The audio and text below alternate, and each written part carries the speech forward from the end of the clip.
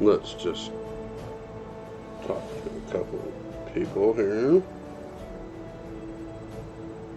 It's of course notifying me that I've got my stream going, which is nice of it. You know, it's always a nice thing.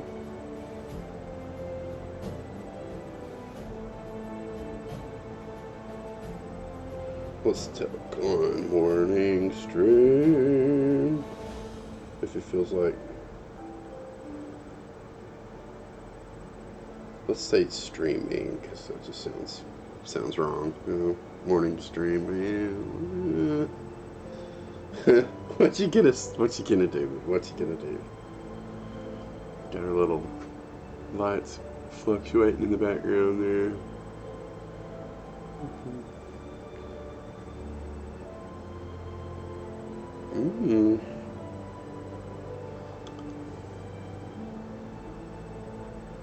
I think I fixed the raids. I went into the couple of the menus and there was something at the top said disabled, which is like the actual raids. Enabled, disabled. It was not enabled, it was disabled. So get raided. It should have an alert now. I think that was it, and I saved it, so yeah. Anything else?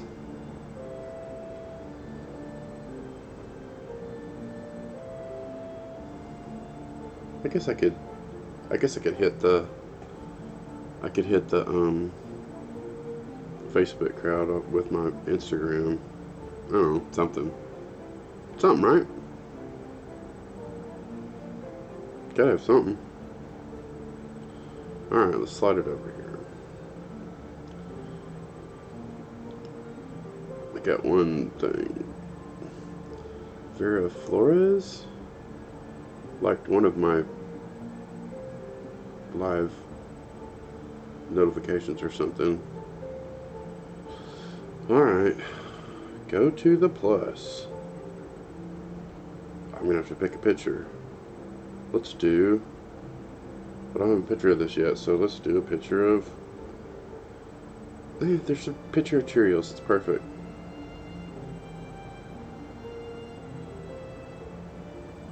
Is there anything with guitars in it?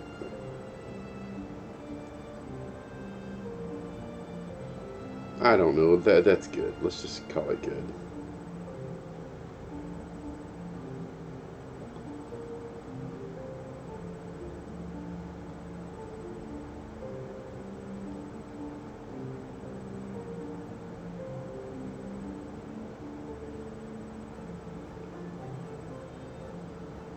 Let's say breakfast and guitars. Once again, I said morning stream, which just doesn't. Yeah, I'll put live in front of that particular one. Switch them up a little bit.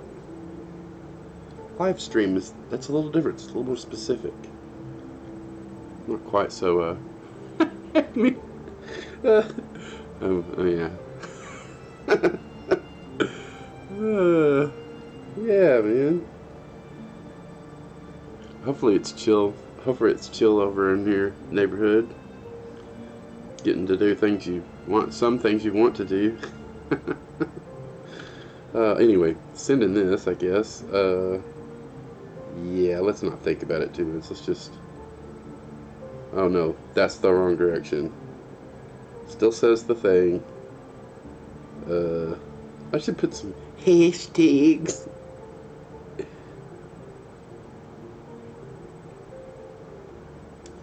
Let's see, what do we want? Guitar. Hashtag Joe Mama. Driving and watching. Oh my goodness. Okay, well, I caught you in a busy moment, which is okay. It's okay. I'm surprised how good the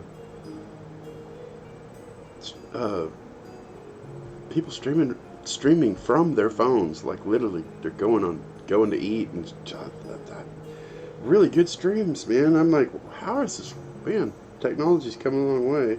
I mean, it's a little in and out, but I've seen it be in and out for people with on a PC or a Mac or something, just depending on their their internet, how spotty it is or whatever. It's wild. All right, another hashtag. Let's do. But well, let's see what we get on breakfast.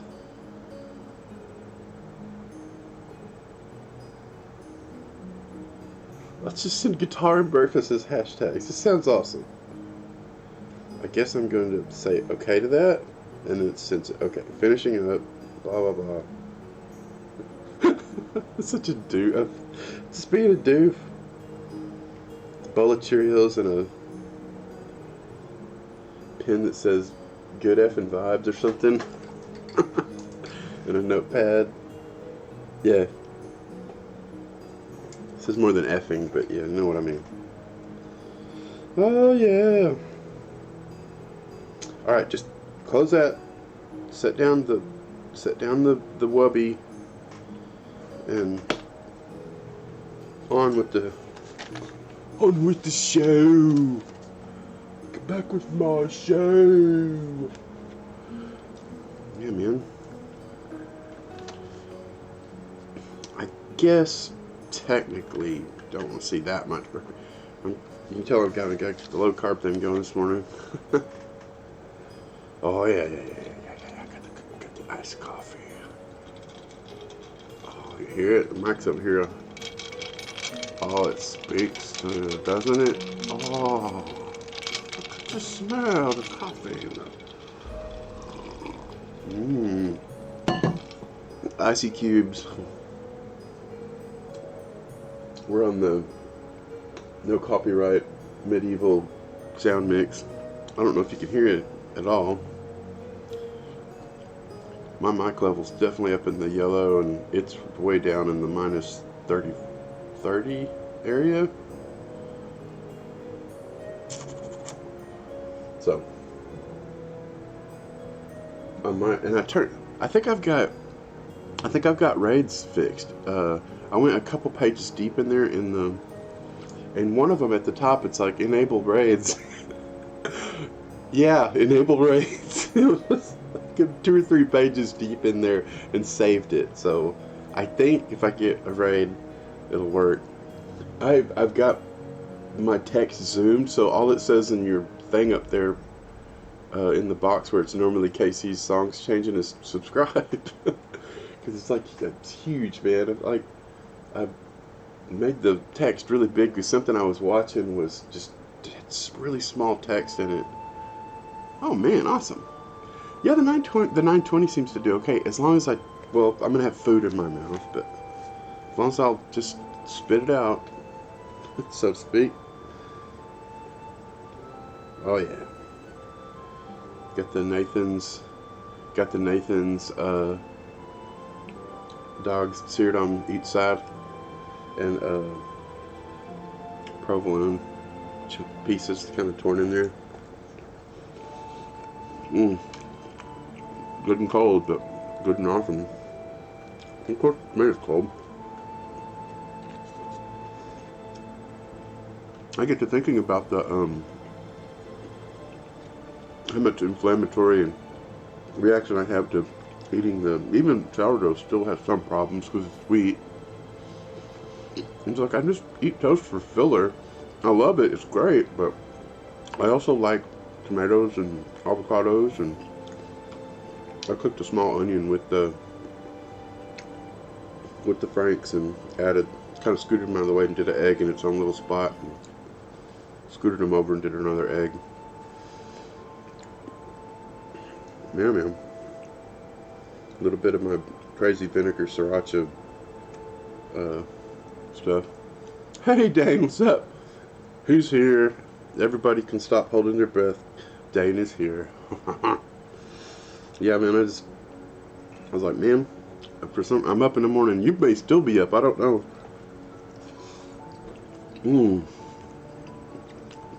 Had oatmeal for breakfast. Yeah.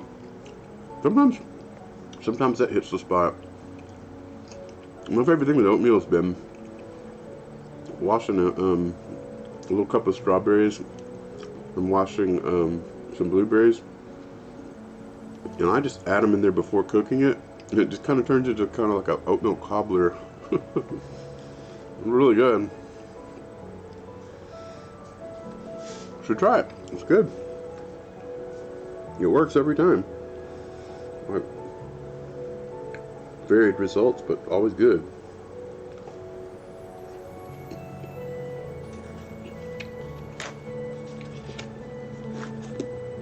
Some of this is bound to be stuck to my plate, but that's alright.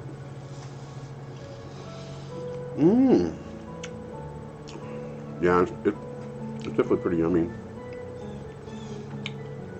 Avocados are always so cool looking. Hey, yeah, thanks, man. I need to subscribe to everyone too, because man, except each person at 17 cents a day. I mean, we waste like tons of dollars on all kinds of nonsense that some stuff we don't even use in a day. It's so great tuning into people, and plus it's easier for us to kind of lurk and well, and naturally you're instantly supporting. Sure, I definitely appreciate it. I'm glad you have the means. I've yet to get a payout on my PayPal from Twitch, but I don't stream enough, so there we have it.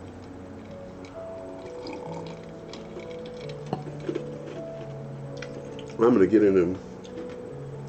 I've got Galan's cool classic vibe Squire sitting here beside me. I need to go ahead and do the pickups in it and the shielding in it so it can be back with him and he can enjoy it. I'm sure he's missing a Strat. It gets off to the side, and it just months will go by, and I'm just like, this is crazy, dude. Just keep. The idea was just to just stream, whether or not I'm being that conversation. Also, I need to get my sound alerts so people can put in a command and get my attention.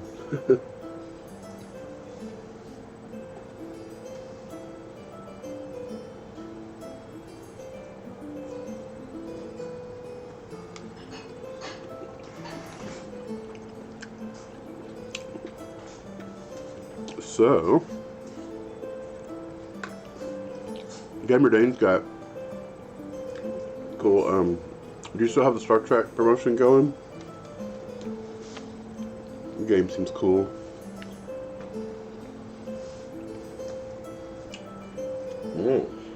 Let's see if I can get my fingers to work around the guitar here.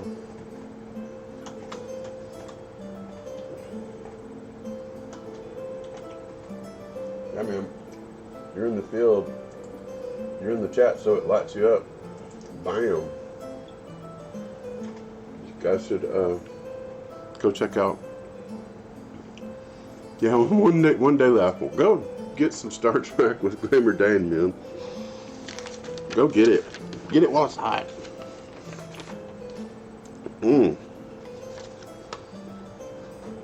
Yeah, I've been sitting in thought bubbling, trying to remind myself of like layouts, like set layout ideas. I need to be able to hear guests. I need to set up another mic and multiple audio channels that I can mute whenever I'm not using them, and definitely need a better background. I'm kind of nice. This C920 is on a magnet. I just love doing it. It's so hilarious. It's stuck to a pole. The magnet's flat, but the pole's round, so it like wags back and forth. It's kind of cool. You can slide it any height you want. You basically just stick it It'll, you know, you can pan it 360 degrees. You just have to stick it in the right place, and it'll wobble. It'll wobble to a standstill in the direction it's pointing. On the monitor, like straight across, it's like it shows my filter fan over here, and it shows that filter fan, and that just the door. I kind of like the old wood paneling in this place. But anyway, it just seemed like there was more going on. More going on over here, and then you got the Marshall cab and the old combo amp, and it was just more fun. Let me get the mouse over here. Change our scene. You're welcome. Hi. I think anybody that streams just becomes a soft narcissist because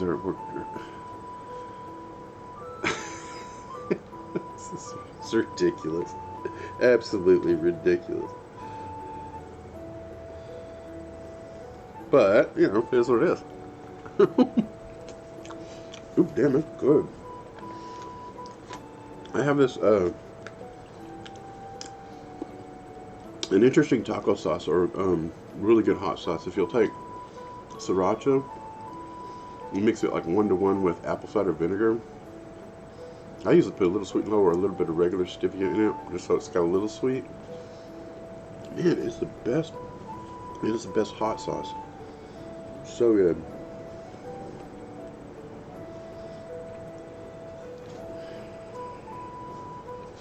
Oh, medieval music, take us away.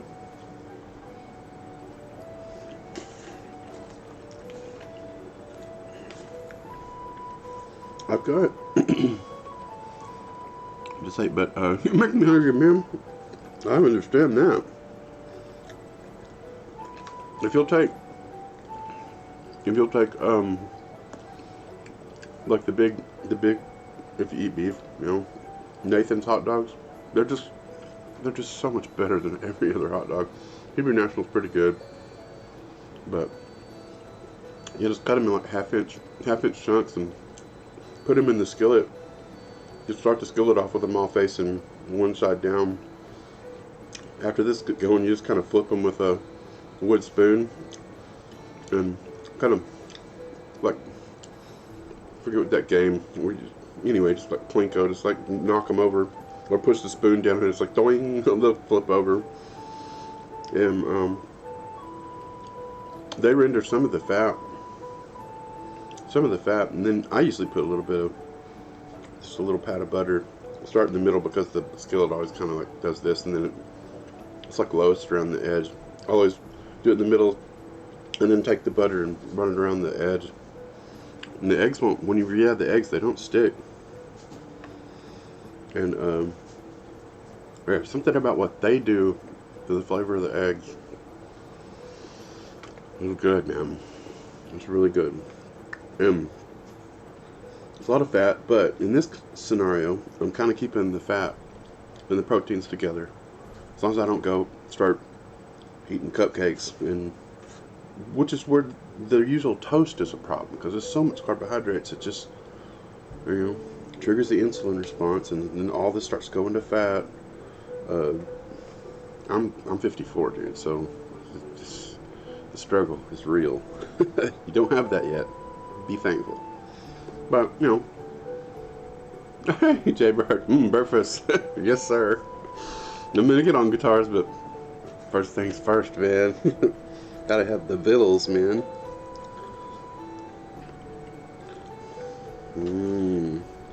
Got some provolone sticking stuff together over here, man. Just doing the yummy low carby thing. Well, that's a chunk now. All welded together.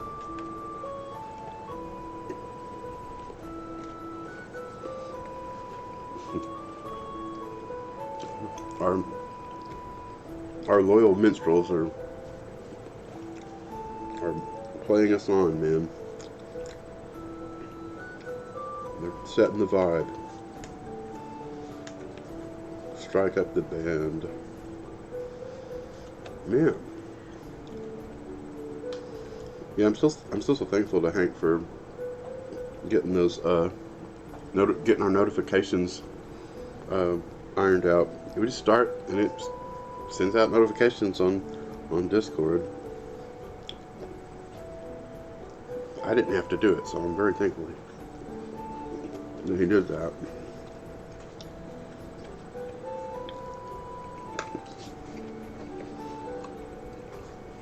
Does anybody get any cool projects going on? I've got an old guy's Kelly reclined Strat. K-line actually, not quite K-line Strat. And it's had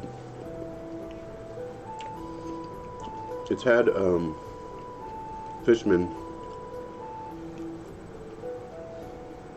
Can't remember what the model's called. I said at the moment he said Fishman, but now it's happening to me. I can't remember it, but it doesn't matter. Active pickups, and they're not doing the thing for him. And he has some really nice boutique single coils he had in it, so I'm going to put those back in, get it going for him.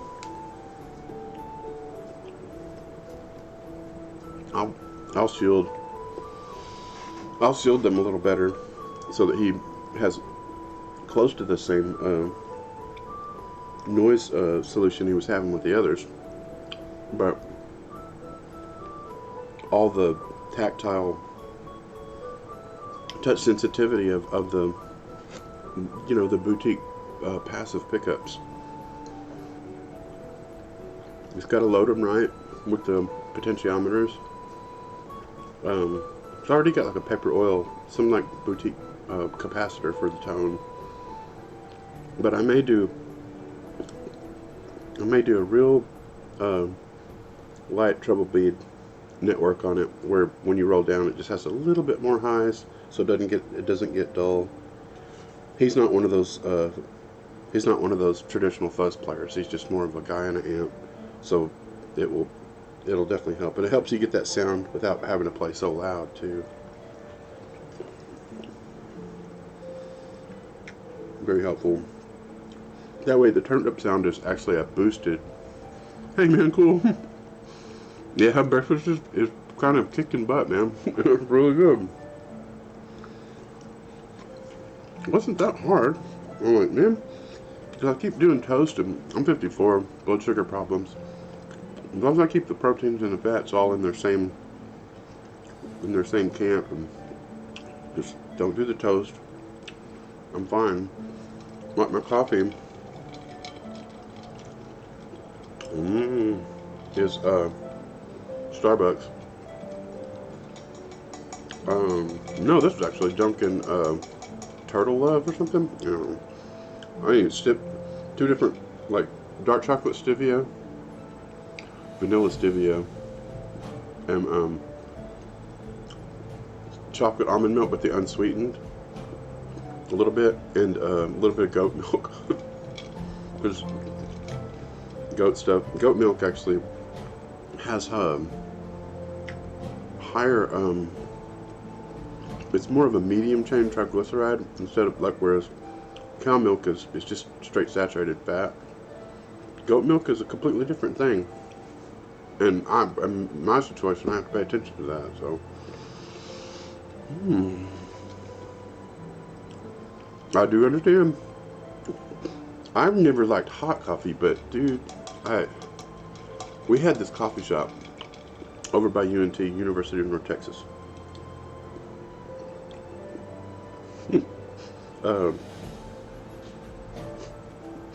It makes me laugh. They had a radio station. Of course, radio stations always started with a K. So they had to change the acronym to KNTU because KUNT didn't quite work.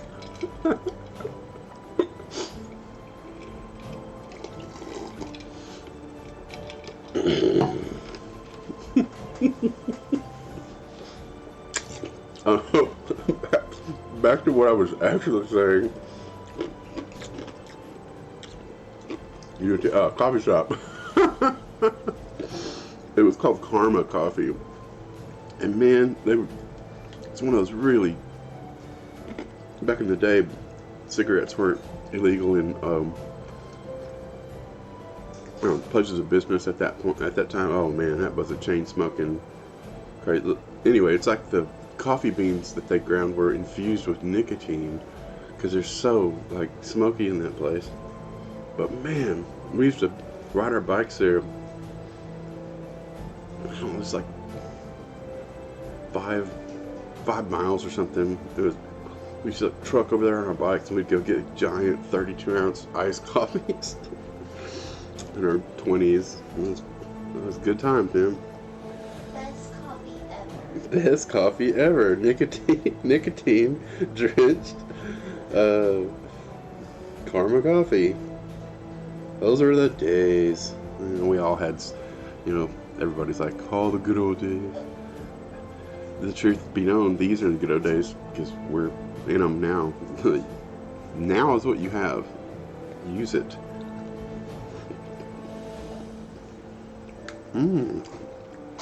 Sounds good, man. 10-4. 10-4, buddy.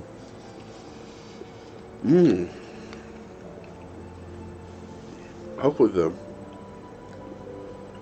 the raid alert I've got actually enabled now.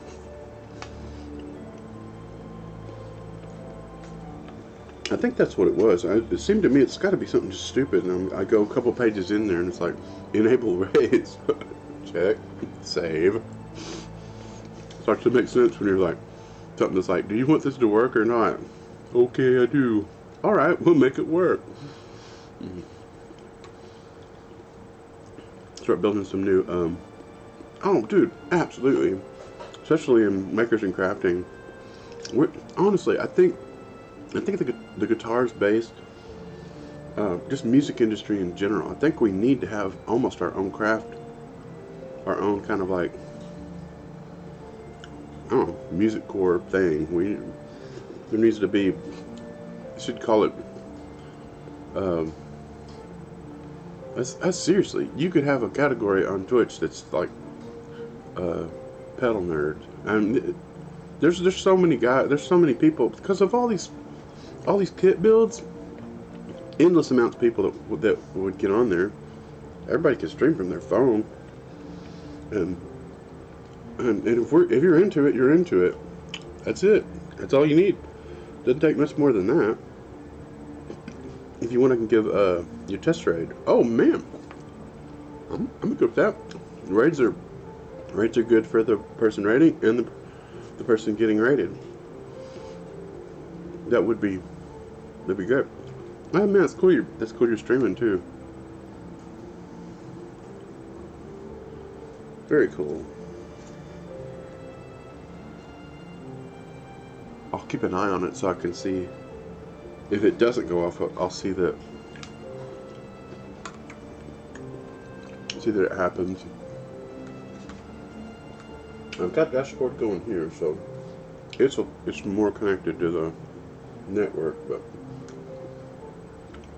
the chat on this one and the chat on that one are pretty much the same chat. That one's of course a little squattier, but yeah, man.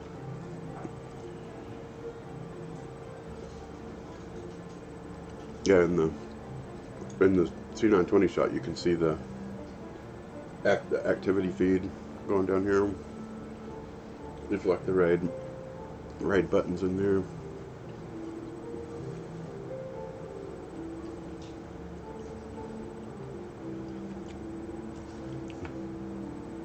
Oh wow, you can offline raid. Very amazing, cool. I'm not, the whole streamer experience is not my strong suit. It's not, it doesn't need to be. I mean, we just do what we do. It's all okay. Basically, it will be me hosting you, so when people go to my channel, they see you. Cool. I need to get, I didn't hit a thing. That's all you, man. Rad. Party in one. I would say it worked. Good going, Dane. Good man. Yeah, and the volume set perfect. I turned the actual alert way up in Streamlabs, and got the browser for the music kind of slid down. That way I don't have to turn my browser, my actual browser desktop audio way down. That's a good balance. That works. Exciting. Something actually got done. I know I did accomplish something today. I have to acknowledge I did actually accomplish something, and something worked. So that's always, small victories. Small victories. They're, excellent. Excellent. This is just a big old hunk of egg. I'm just gonna got my chili plastic for it.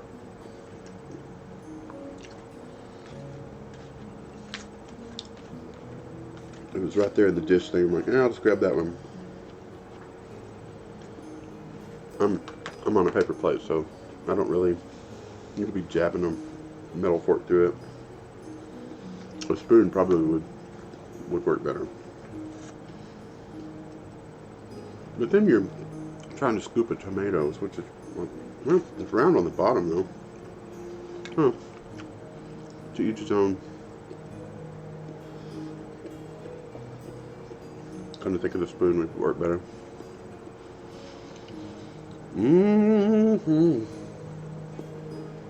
There's a couple of us in here. Of course, lately had some pretty good stream conversations going on, and it like the count. I know one of them is going to be the chat bot, and it said there was like one or two, and there was an active like 2 or 3 people. We were just chatting back and forth, and I'm like, okay, obviously the number, which we know it's a few seconds delayed anyway, but I don't think it's always accurate.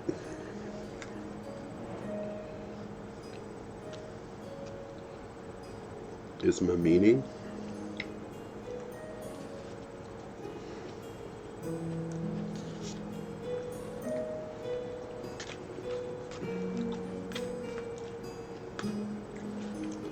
I'm hoping. I haven't looked at. Mostly ignore the number. Yeah, there's just no sense in it. There's nothing to be gained from it. If you're streaming and you're going to be, especially if you're going to publish your VOD, you're talking to the people that are going to be checking out and watching it. If they get interested, then there's always somebody there that's not there yet. Might as well talk to them, because I feel like that Nirvana song. I'm talking to the people in my head. Tell me a little about you, and don't mind if I follow you, so I'm here to learn. Cool. A little about you. I'm a weirdo that's eating breakfast on camera. A little about me. But, I knew I had guitars to get into, and it wouldn't be long before I got done with this. And, I don't know, it's fun to, like, what's John eating today? Here you go. Everybody's like, that makes me hungry. Yay! I made something that looked palatable.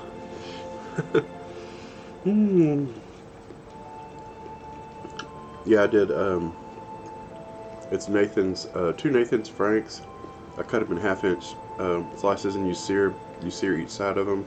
You just kind of flip them over with a wood spoon. It's like, twink! It's like, they'll fly up and flip over. Pat of butter, just so, and then add eggs in their own little spots. I actually did a small onion in there too. Right before I flipped the Franks, I added a small onion, which was really good. I knew I did avocado and a tomato. I knew they needed something. The onion was it, so good. My favorite seasoning's been Cavender's, like Greek seasoning, because it doesn't necessarily taste that Greek to me. It has a really good flavor of pepper in it. I don't know I'm not exactly sure what all the different flavors are in it. Do you play Guitar Chef? Of course I do. Yeah. Man, last night I streamed, I think I played almost 4 hours. What a nut. Not like continuously the whole 3 plus 4 hours, but I was jamming to lo-fi tunes, and they were I'm tuned to half step flat on that guitar, and they were all over the place. But it was really good practice because I'm just playing in locations on the neck I never play, or I don't elect to play there. So it's really good practice because I'm just like, wow, I'm gonna have to stop worrying about how it looks and just go by how it sounds and how it feels. And it was weird, but it was really good practice. Yeah, I published the VOD. You can go check. The music doesn't start until probably about an hour and a half into it. I was removing the plastic nut off of a bass kit, like a J bass kit neck. It's had a cheap plastic nut. I'm gonna have to take the frets out of it too because it's way too wide. The fretboard's way too wide for a J bass. A J bass is like the nut width where your hands go around at the top is only supposed to be about 1.5 inches wide. It's like 1 11/16, so it's like an eighth and another 16th, basically, wider than it ought to be. So, and it's got cheap frets in it anyway. And I'm probably going to do a finish over the whole thing for our Mustard King Barry for Mustard Network. And it's a project. We're going to stream back and forth and talk about it. And Gamer Dane is on Mustard Network. And he's got another day on his Star Trek promotion game if you guys wanted to go check that out. It's really cool. He says he'll be right back. Oh no, broken wrist. Right now I need to go change. Dang, man. I know what it's like. I know it's like getting hurt, man. I used to hurt myself riding bikes all the time. So, let's get into some guitar stuff. I got my silly notepad. I'll put it up here. As far as I play, I'll set it back here.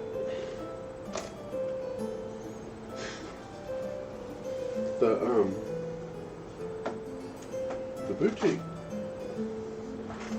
I forget what pickup maker he said these were.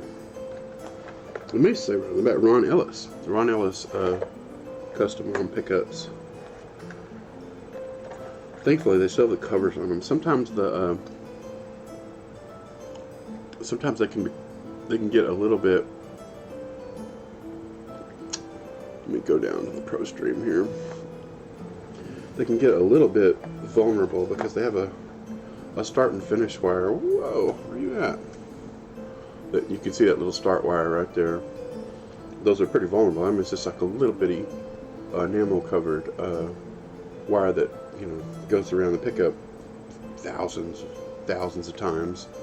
It's so thin, it's hair thin, but that alternating current goes back and forth, and the magnets, it creates a magnetic field, and you have a positive and a negative coming out of it. So you start moving metal over that magnetic field, and it creates alternating current. The amplifier amplifies it, and you hear it in the same frequencies that the strings are moving, and you get music.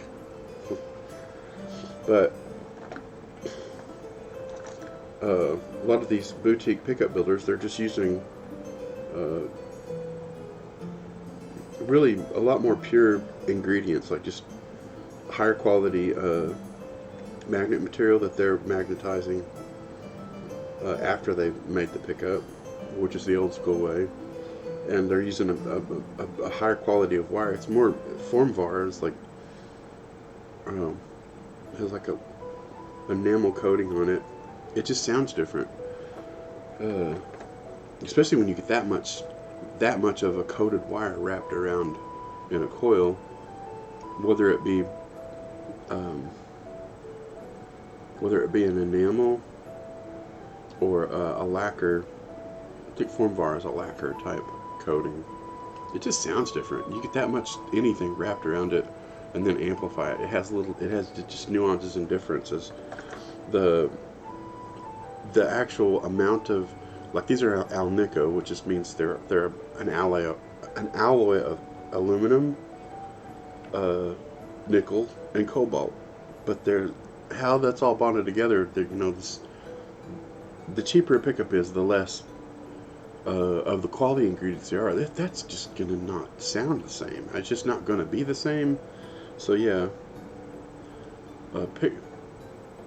boutique pickup builders they're buying good components from like good makers, good manufacturers. And this stuff costs more. That's why a lot of times these cost more. It's like, yeah, they're it's like these guys that get really famous and their pickups are like $200 a piece. It's like a lot of that's just, you can only make so many. You can only do so many at a time. So it's like when people are in line, it's like it's this much, and if people will pay it, then you just keep on going, and you're able to buy more parts, more space, people to help. The way I work on guitars is so specialized. Everybody's like, man, you need to get an apprentice or a bunch of helpers, and I was like, I've tried that, but no. There's so much of this work is in the muscle memory of your hands and all that stuff. I'm here to try and teach people and pass this stuff on, but it's gonna take practice. It really is. And I mean, there's a proper tool for everything. You also can modify tools to make them much better than they are.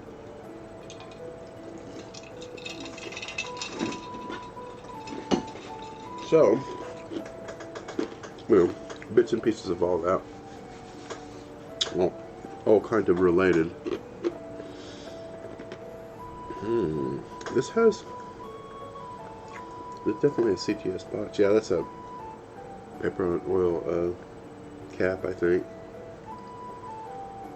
And got a push pull. Oh, that's probably doing the jump in the bridge to the neck lug. I'll have to make sure that's connected how it ought to be. Basically, it's like a pickup blend. Finish charging, change my bandage back. Awesome. Yeah, I appreciate it. This isn't very interesting in the gaming world, but definitely appreciate you testing my raid. Excited that it worked. Surprised at the same time. I'm like, seriously? All I had to do was go another page deep and keep looking at settings, and there it was. Hey, what's going on, Roscoe Inferno? Hope you're having a good morning or evening, depending on where you're at. Sometimes we'll get Aussies in, and it's like, man, they're almost a full day ahead of us. They're like most of Australia, at least Melbourne and Sydney, are like 15 hours ahead of us. Yeah, sometimes it's like a very different time of day there. Oh man, I have his guitars right here. Actually, they're not over there; they're over here now. Mike Clay's guitars. This, I think, might be the Telly. Ah, okay, cool. So yeah, they're like about 6 hours before us, or later there. So yeah, man, it's getting to be well in the mid to late afternoon. Cool, man. Very cool. Oh, this is actually the This is actually the Strat that these are gonna go in. I should turn on the droid cam. So I went ahead and got rid of that Mikosi because it kept when it gets the least bit hot in here, it just kept going to that broadcast rainbow screen. So I kind of pet named it the epilepsy cam. It was not very dependable. Yeah, sorry about the ads. They're 30 seconds every 8 minutes, which is a bit of horrendous, but also 17 cents a day. For 17 cents a day. Gotta power it up. It's my old S7 phone with that Droid Cam app. It's actually works pretty good. It has the, it's crazy, a K line with the name scratched off of it. It's actually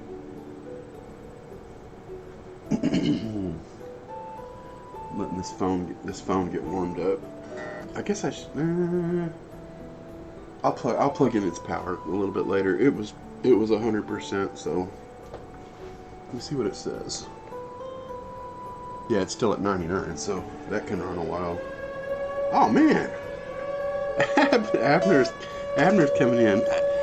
I got the raid fixed. It's working. Nice. Who else in here? Connor Davis. Awesome. Thanks, man. Glad you came by. Just renting guitars. Yes, man, cool. Gosh, I was so busy making breakfast and stuff. I didn't even see who all was on this morning. Well, it's probably good. It got me going, and then now here we are.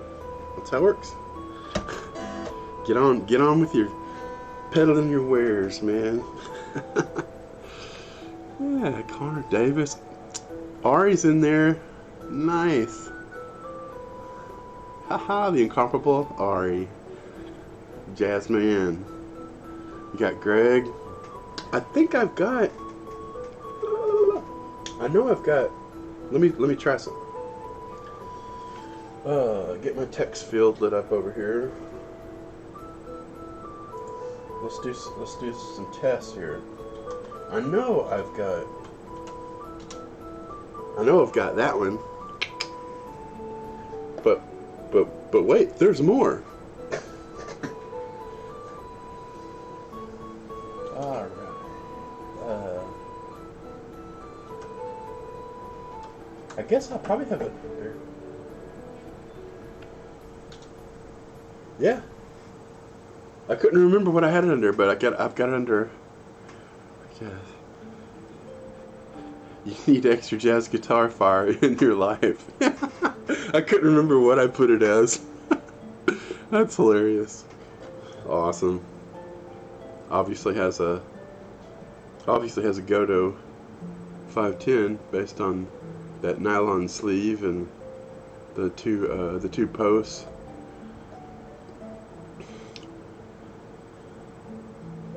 My brain's going dead. What? These are Fishman.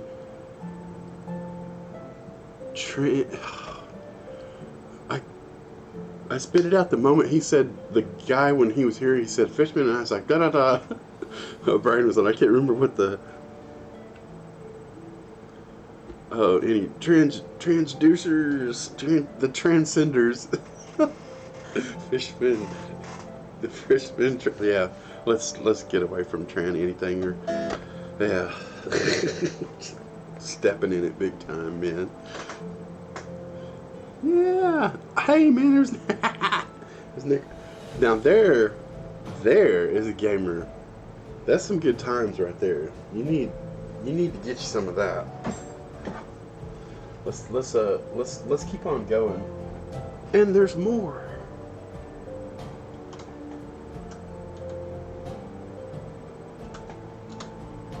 Yeah. Good times. Absolute solid good times. Gotta check it out. He has another channel. I've streamed it. I've streamed my stream with his stream in it. You gotta check that one out.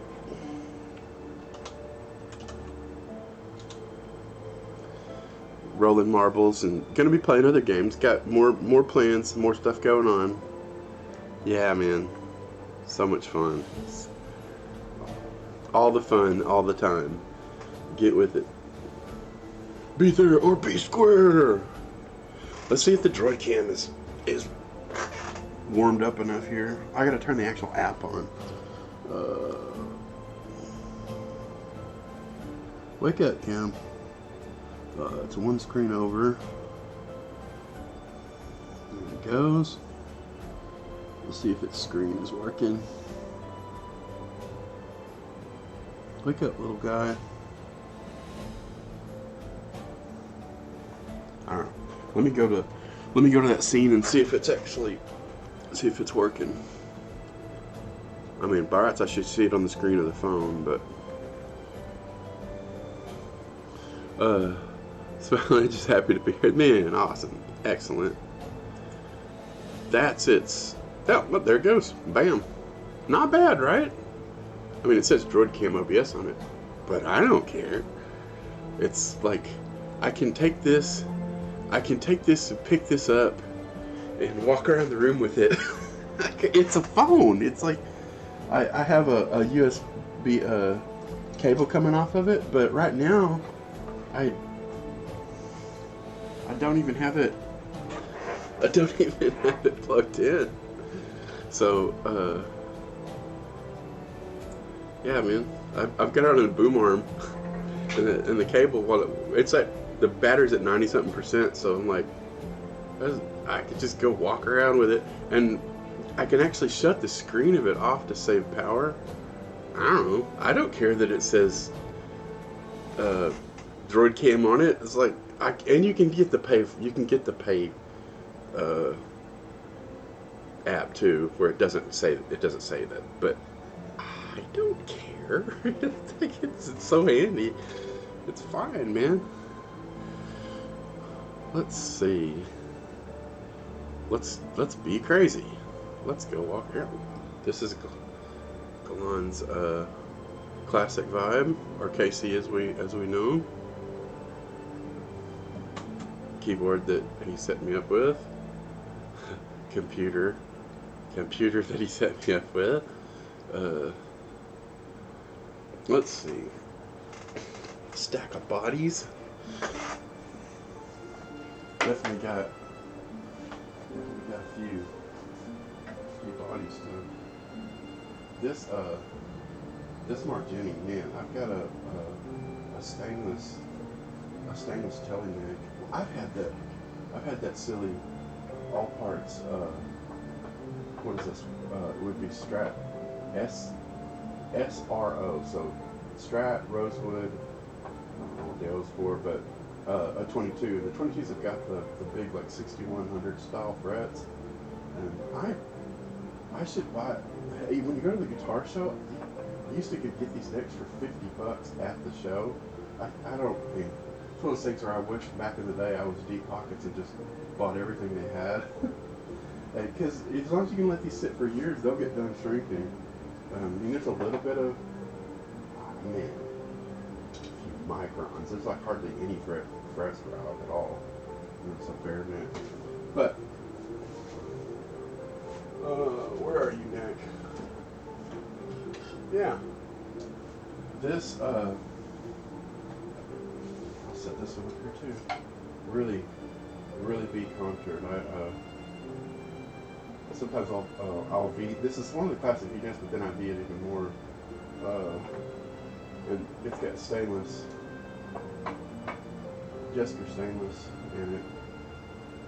But I dressed the ends of these a little rounder than the player like, and I did these extra from all the time. You can tell it's 7 1/4 pretty round. But I put extra fall so you can still get whole tone bends without the action being crazy high. And I always put one really on the side. Keeps the action really low up here, but still allows you to play pretty loud up in the bass. But this neck just squeezes onto this Margini body, man. It looks so good. Got an old Mexican telly. Or it's got like the faded like sticker sticker marks on it. I don't know. It's just really cool and weird. Anyway, I'm gonna put that on that. Really cool. Let me go back to the chat. I could bring my other phone with me with the chat on it. Man, being crazy. Cool. We're in the same spot. Talking about what else is going on. I have got to get this Eastman. Oh, too much glare. I got to get this. Is Taylor Hatch's Eastman I've had for months now, and I'm just being a turkey, dude. I've got to get this done. You don't even want to know how long I've had. This is getting, it's a, what do they call it? Official licensed product. It's really nice though. You should see the flame in that neck. Got really, really nice flame. Anyway, this is getting fretless conversion. Basically, it's a rosewood board. It's going to get the white vinyl lines and the big shape. Man, look at that flame in the neck, man. It's really nice. This is the roasted one that came on the base. So he's got another set of tuners for this one, so he can just kind of go back and forth when he wants to. If John will get it done. Oh, another. The Mighty Might stew neck that I was refretting. I've got another one that's going to have to be done from the same guy that builds. That's the guy that actually built that telly neck over there with the stainless frets. He does like Fender retro fit parts, but he does billy bows. A lot of times drop top. Sometimes on mahogany, sometimes on swamp ash. Really cool guitars though. I guess he just goes by his name, Wildman Guitars. But he literally doesn't have a doing business as. It's just, yeah, man. This is my crazy.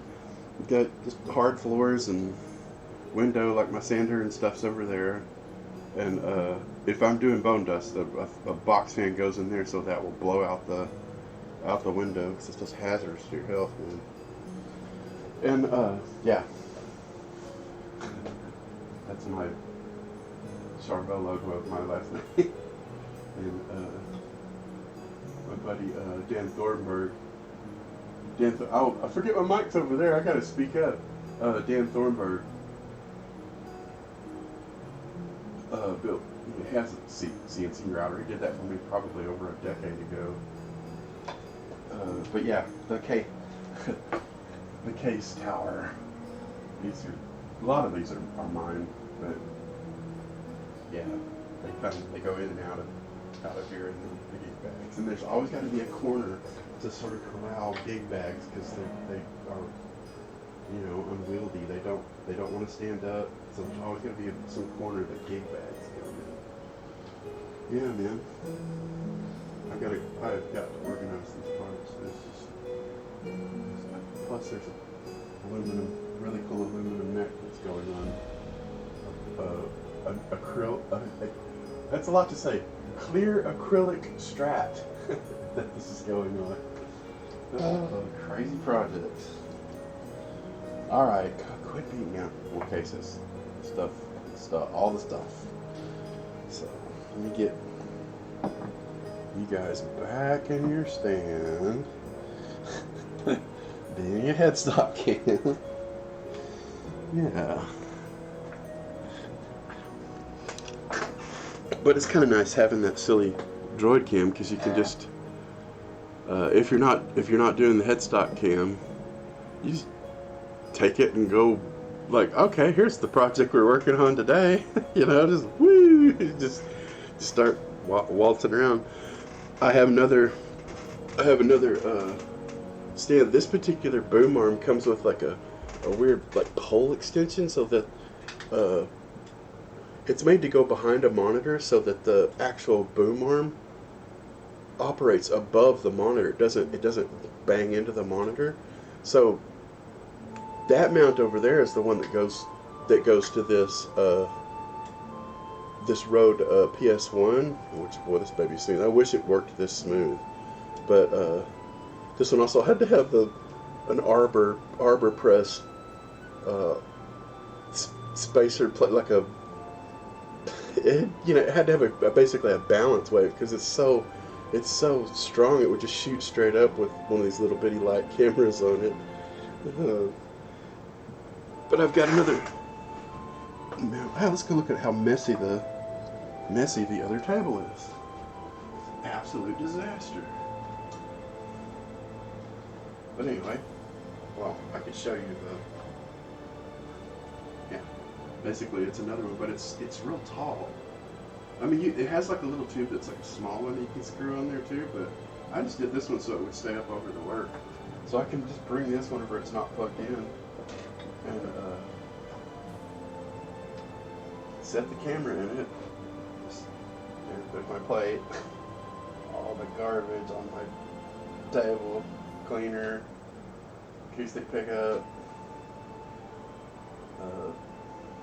Harry Potter monster book. Oh my gosh, craziness.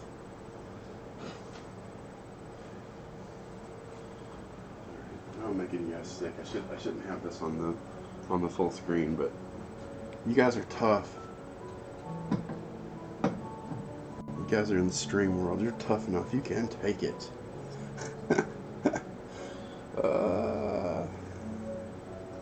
And I guess if I want to not be so like zoomed in, I can change the zoom on the phone, but I could just erase the shot. There's that other Marshall cab. That white 212.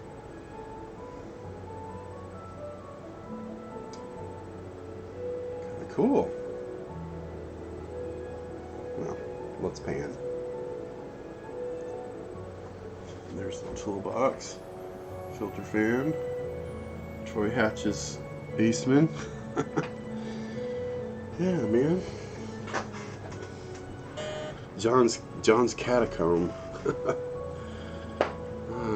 Let me. And if I hit the side button on the phone, it shuts its screen off and makes it use a lot less power. But it doesn't really interrupt It doesn't interrupt its operation, which is handy. Yeah, man. I just keep thinking, if I think Fishman Transtar, then does he have a box of Fluent? It's not Tran anything, it's Fluent. Fishman Fluent. I guess because yeah, it was on the box. Fishman Fluent.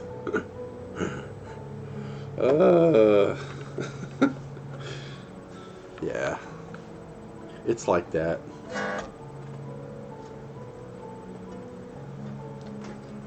Wonder if this is. It's an F minor. Sounds like.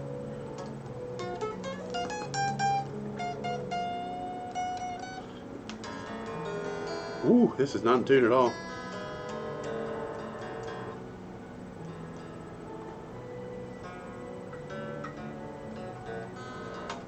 Well, here to play. Oh yeah, and it's got that big old Fishman battery on the back of it. Yeah, man.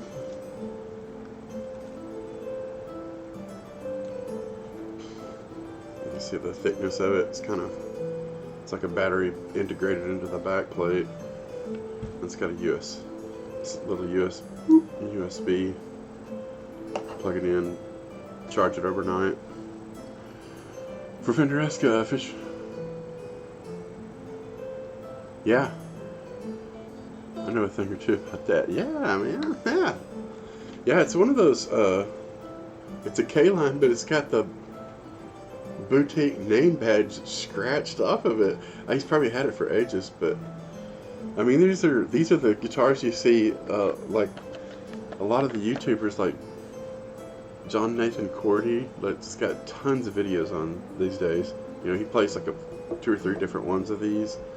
Yeah, expensive boutique Strat. But this guy's probably had it for a while, so. Some kind of cool locking tuners on it.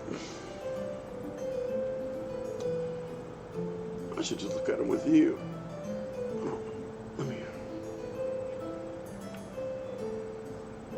Yeah, they're Godos. Are they height adjustable poles? They may just be like. No, they don't have an adjustment in the back. They're just staggered. Staggered height.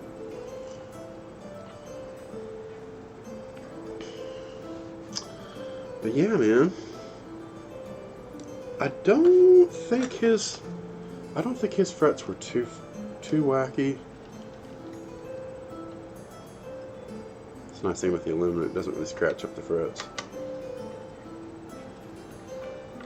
Wow, it's good. I know it's got a little bit more relief than it will when I get done, but solo lock tuners, yeah, no, I don't like the extra weight on the guitar, but yeah, changing strings is nice.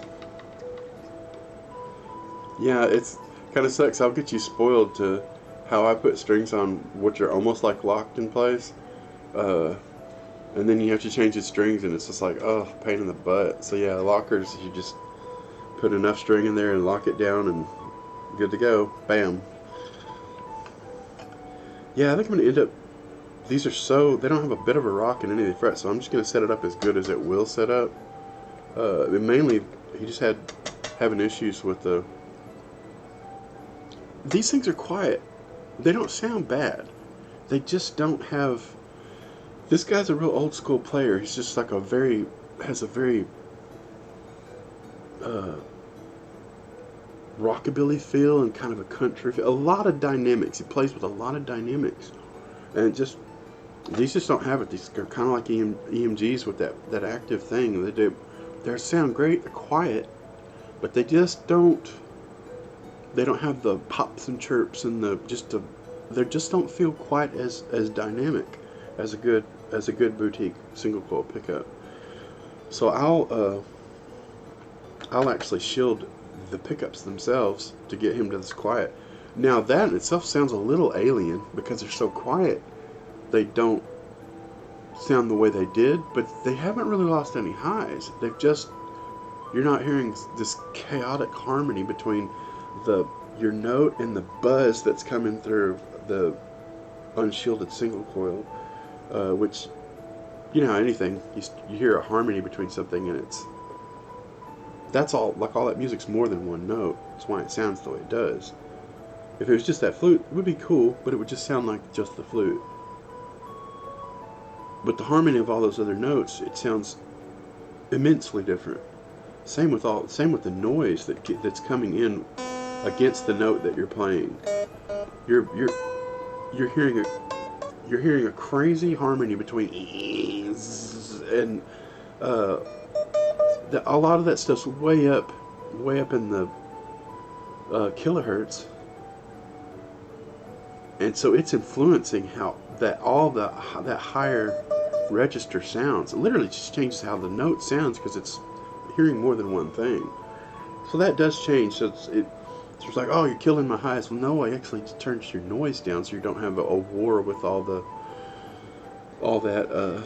that noise. Now that is a sound in itself. If the noise isn't a problem for you and that's part of your sound and you don't play very high gain or whatever, but this guy just wants the feel of these pickups back without the noise. So I'm gonna do that for him. He does not play noise rock. He plays clean.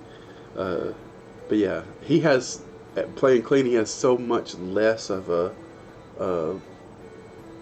symbiotic tone with the noise being part of the tone. It's just not as bad. He just wants the letting go buzz and pop to go away. I'm gonna give that to him. No problem. I'm going to pull this light over so I can see. Look at these pots. Matter of fact, I could set this down for a second or slide it over. I'll lean it against this gig bag. It'll behave next to that gig bag. If I put if I put this light behind the ProStream cam, it actually has the ability to look really good. It'll get a really good shot. I just have to get it set up. Then I can see and you can see.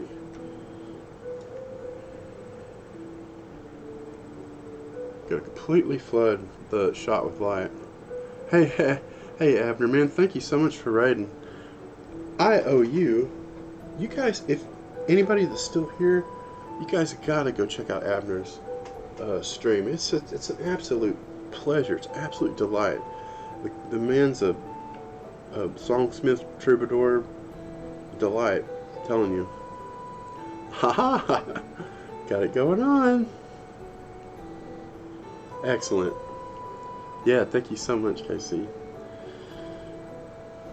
Yeah, basically did what I was going to do. Go over there. Did you have to put the @ Maybe you did. I can't remember in the other ones if that's. I didn't remember how it looked, how it came up on there. Doesn't matter. I appreciate it. Yeah, let's change shots. Let's look at some pickups. Let's get in this thing, man.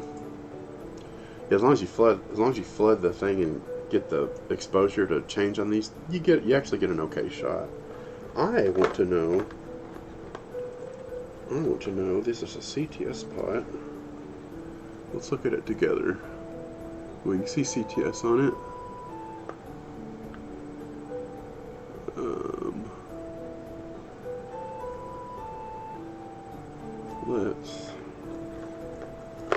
Let's just turn everything.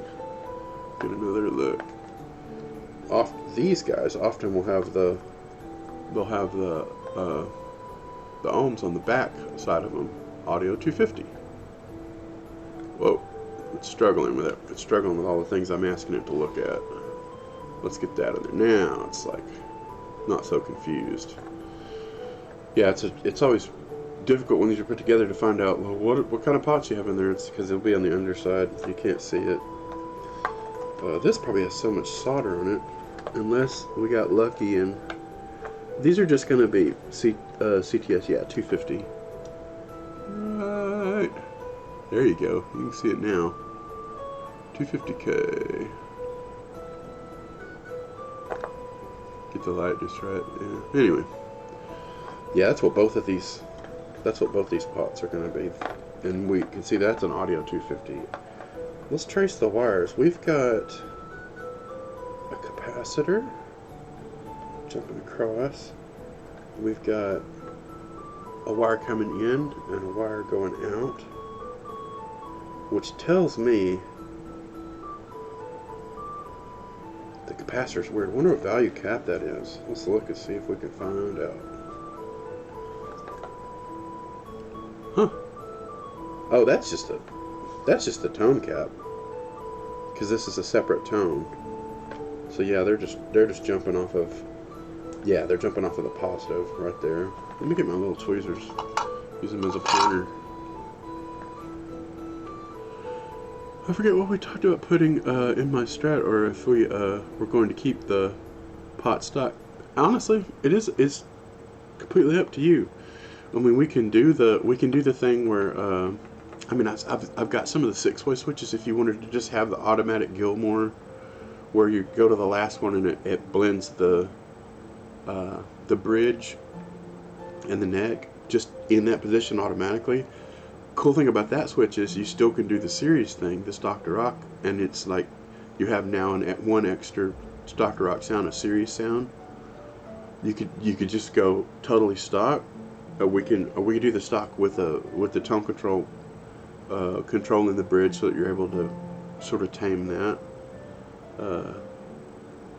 I know you're like, well, it's up to you, man. Whatever sounds best. I start to throw so many options at people. It's like, yeah, you're just like, well, yeah, I'll trust your judgment. It's like, well, you know, I might do something different than you, but I always like stuff that sounds really good and has nice options, things that aren't confusing or annoying to get to. That's one thing I like about the 6-way switch. You don't have to do an extra push-pull to try to get the bridge mixed with the neck. The beauty of this extra switch is you have all three pickups at the same time. So when you play the neck and middle position, when you add this, you're adding the bridge to those two pickups. Now you have all three. The six-way switch won't give you that option, but I find all three pickups in parallel. It's good, but it isn't necessarily worth adding an extra switch. So sometimes I'll go with that six-way switch, and I really love doing the where you roll back and you get the bridge mixed in series with the middle pickup, the Stock to Rock sound, because you don't have to use all of it. You can just turn down a little bit of it. You don't have to use all of it. It's a really interesting sound when you've got it in the last position, which does what that switch usually does, blending the bridge and the neck. So, but now you're able to rob the ground of those two pickups and run them through the middle pickup with that blend pot in series, but you don't have to go all the way. So it's a killer sound. So it gives you most of the Gilmore thing, which is the bridge and the neck combined. You just don't do all three pickups, but now you have all those series things, which are way more output, and it's also on a pot, so you have everything in between. So there's so many sounds that are so similar to the three pickups in parallel anyway. You've gained, you haven't lost, and you don't have an extra push pull on your guitar, unless you want that too. You could have that do something, but yeah, options, they never end. It's like, let's see, you've got, yeah, see, that's the positive jump, which we'll go over to the switch. Yeah, they're grounding straight through, and that's why that positive. So it's a variable amount of ground from that, which you can see is going across over to and soldering to the neck plus bridge equals why I love the Deluxe Series Strat. Exactly, because it's just that it's uniquely its sound. A Telly does that combination, but that sounds like a Telly. This sounds like the Telly combination in a Strat, because it's just the Strat sounds completely different. So yeah, it's like, but now imagine that where you're able to blend the middle pickup in series with that, but a little bit or all. So that's, yeah, it's a whole nother can of worms. Very cool sounds. Very, very cool sounds. Yeah, I've done that six-way switch with that Stock to Rock on a few Strats. Most players are like, dude, no, I don't want to take it out. I don't let anyone work on a guitar. I'm afraid they'll change it. They get pretty hooked on it. It's kind of a cool sound. You said more than what I said. But for a while in the Gold Hardware noiseless pickups, had the button in the pick guard that you could push to enable them.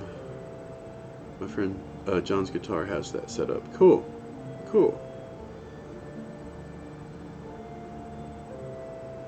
I leave Abner for a few minutes and I end up here. Yeah. Yeah, you missed breakfast though, man. I had seared, like, cut up Nathan's hot dogs and scrambled eggs with little pieces of provolone, and I did avocado and tomato. Just kind of stayed on the low carb side. Sure was good. Cavender's Greek seasoning. Oh man. Anyway, we got the pull to mix bridge to the neck, pot, hot dogs and eggs. Very. It doesn't sound as fancy when you say it. Ooh, Nathan's premium beef franks. Yeah, good old Switchcraft Jack. Kind of hard to beat. I have some of the ones with the double contacts. Man, these, when they're taken care of and not abused, they hardly ever let you down. Anyway, that K line has those Fishman Fluence pickups in it, and they're quiet, but they just don't have the same pop as these Ron Ellis boutique singles. So I'm gonna get him back. I'm gonna get him back to having the dynamics and the spank that these got, and I'm gonna shield the guitar just to alleviate the overflow of noise, so that he doesn't feel like he's got to go to some active pickups. It's kind of, oh man, it's just BB, exclamation BB. He's gonna, ta-da, Eureka! That was pretty fun watching you hunt and peck for it. That was awesome. I could see it in real time, like, not quite. Awesome. Gee, I know. That's what I was saying. I need to put like a strip of tape across there with everybody's code in it. They're fresher in my mind, so yeah. Plus, I try to put the work in, man. It's like hunting for truffles. B-Bum's truffle hut.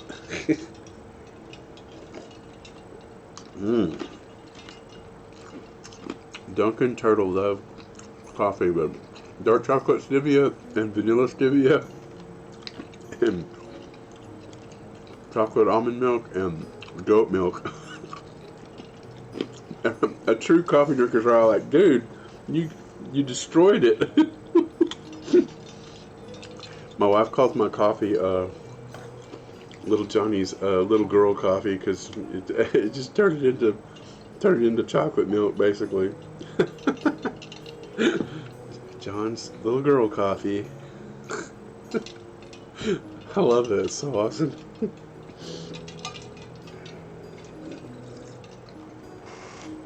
Oh man. I have to admit, it's fun hanging out talking about silly guitar stuff. He's actually got the an actual genuine. Let me see if I can get in the camera. I can never remember whether it's CRL or CLR. Oh, if I get it right, it's obviously CRL. I guess the only problem I have with these genuine 5-ways is the rivets are round, and over time they get loose and they'll turn. Whereas the what's the company that makes the Titan ones?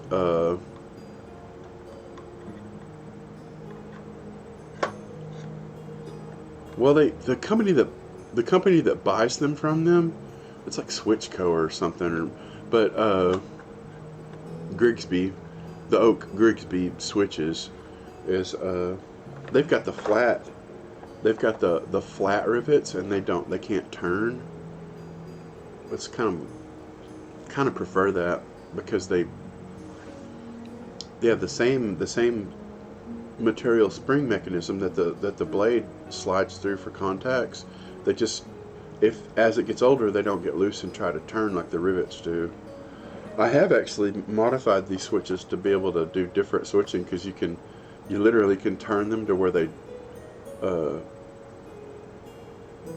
you can have the combinations actually do a combination on one side of the switch, and be like two pickups, but then in the middle it'll still be the two contacts on the one side if you're trying to split a pickup or add something to a sound. You can actually modify these to do that, but it's you've already kind of compromised it, because you're moving that little rivet around, which loosens it. Yeah, it's not really a win. It's just kind of a more of a, what would we say, rigged. It's just a way to rig it. It's always better if we don't do something that could undo itself easily. Oh man. But yeah, I'm pretty sure this is just doing the blend, because we got a wire going in and a wire going out. That's the positive. So yeah, this is obviously coming from the, what have they done? Man, most guys that wire these, they I call it wrong. It's not. It's kind of mean to say they did it wrong. It's like everybody's got their own way. But I like, whenever I add a pickup to another position, I like it to be discrete to that position, so that when you switch away from it, it takes that out of the circuit, so that you can have the bridge by itself or the neck by itself. If you play the neck by itself more often than you do the bridge, then have the neck position be discrete and add the neck to the bridge lug. That way, when you switch back to the neck, it will be discrete. But then when you go back, you'll have the combination of the two. If that's your plan B sound, have that be the other sound. But anytime you're using that silly extra thing, it needs to be, one side of it needs to be discrete instead of just being stuck. Like, you're in the bridge, you have the neck. You're in the neck, you have the bridge and the neck. It's like you can't get away from it if it's not discrete. So in that sense, I say they did it wrong, because it's unintuitive. You can just hit the push pull again and take it out of the circuit, but that's just one more extra movement while you're trying to get through a song to go from one sound to the next. You're having to try and find a knob, and Strat knobs they don't play nice. They're like a weird tapered thing that you have to kind of hook your fingernail under to get it to work. Now, if it's up and you're going to switch it back real quick, you just hit the top of the knob and it goes back down. Hey, Gato. Welcome in, dude. We're talking pots. I have a K-line here that's got some Fishman Fluence pickups in it, and the guy's just not liking the sort of EMG compressed response of they sound good, but they don't have the dynamics, and they just don't sound old school like he wants them to. And I can make these as quiet as those with the proper shielding. So that's what we're gonna do. Right now I'm talking my face off like a big crazy man. But yeah, that anytime they do the blender pot where they blending the bridge to the neck position. Let's see if I can map through it.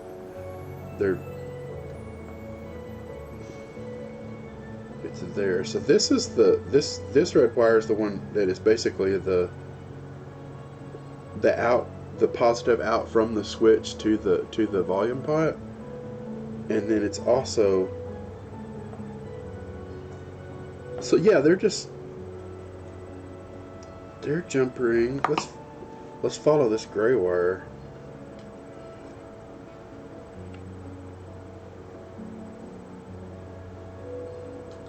I'm basing on the direction that these wires are going, it's in the switch that way. So I have to assume that the bridge is on this side and the neck's on this side. So they're adding the neck through, because the gray wire is going back and forth where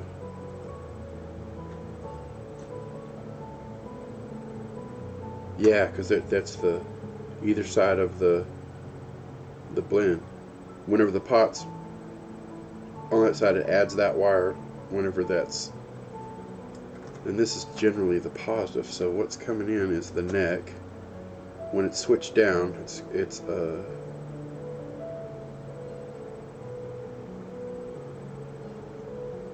neck going to positive,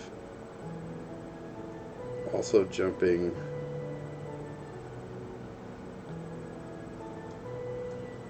So I guess that side of the other side of it is what's blending it. Oh, hey Hayes. Sorry didn't see you. Hey, Sam. This is why I like Protoboard. So you can actually see what's going on.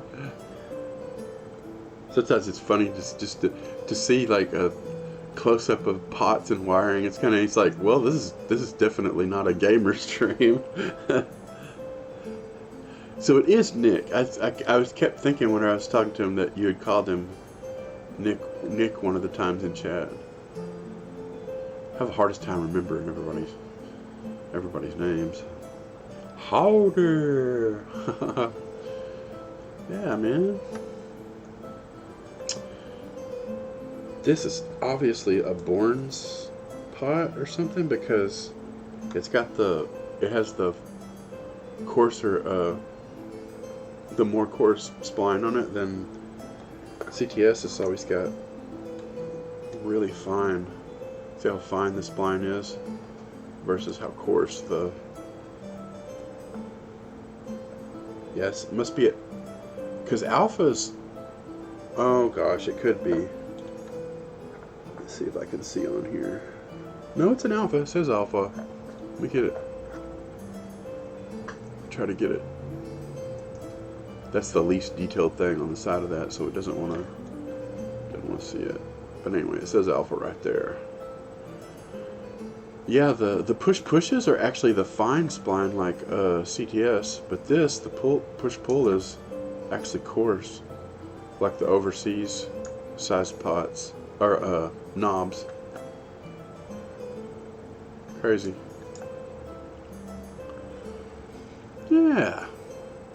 Mark a Nick and Mark a Nick and Mark a Nick. I dox myself every now and then. Oh, that's funny. It ended abruptly. They're trying to put us to sleep. Sounds like.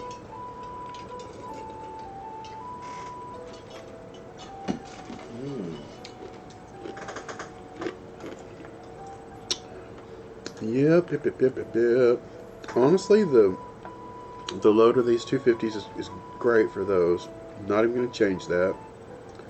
I don't prefer the rivet style 5-ways, but it's of course genuine high quality. It's really high quality, so it's fine, and it's not old and worn out. So I'll leave that the same. I will probably route this a slightly different since it does have the blend function, so it's discrete to one position or the other.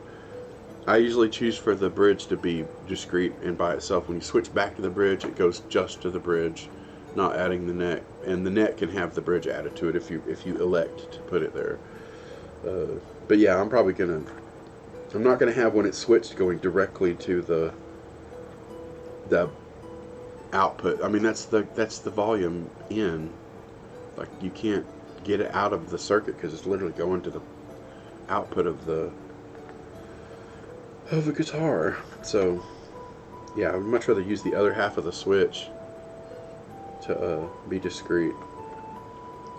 And yes, it has 2 tones, which means you're having to use the other half, but he already had things, so I'm gonna give him the series jumper on there, so he gets another higher output sound. If he wants more of an active sound, he could actually play a couple of these in series and get that too, and just do a master tone, because it's just the series blends sound so much better than using a tone, that you find yourself using the little bits of the potentiometer to add one pickup slightly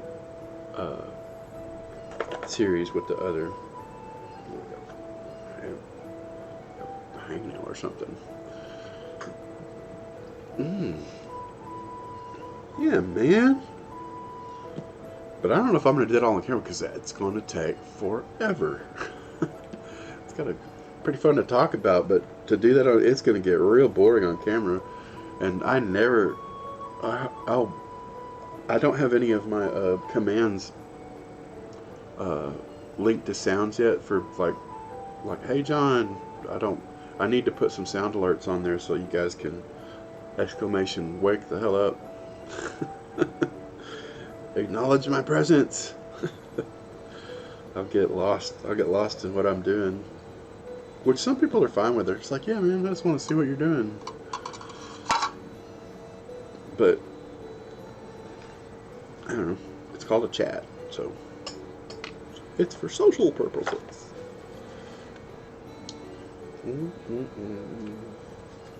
Got your checker fender pick. And this feels like a Brian Johnson guitars, but it's so worn out. Tortex. You see my hat? That's my grip. I put on. It's in that one too. It's kind of hidden in there. My first one of these that I was playing for a long time, I actually did the scoring along the checker pattern, so it sort of just was outlining the checkers. The only thing is the black on this side lines up with the black on this side. So when you do a scratch on this side and then a scratch on this side, you're almost through the pick. And what ended up happening was where I'd scratched this direction and this direction, it eventually just broke the end of the pick off because it had basically cut almost all the way through the pick. So I was like, let's just go with diagonal lines. It really does help to make them scratchy. Feels like those old those nylon picks with that grippy texture on them. And you can use you can do it with any pick. You can do it with that pick or this pick, or doesn't really matter what brand pick it is. You can do it to anything. The uniform performance. Yeah, man.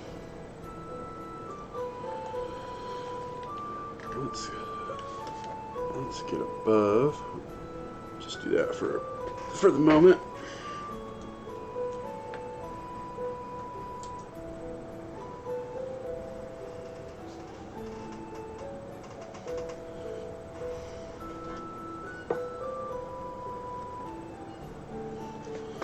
Sneak a guitar in there.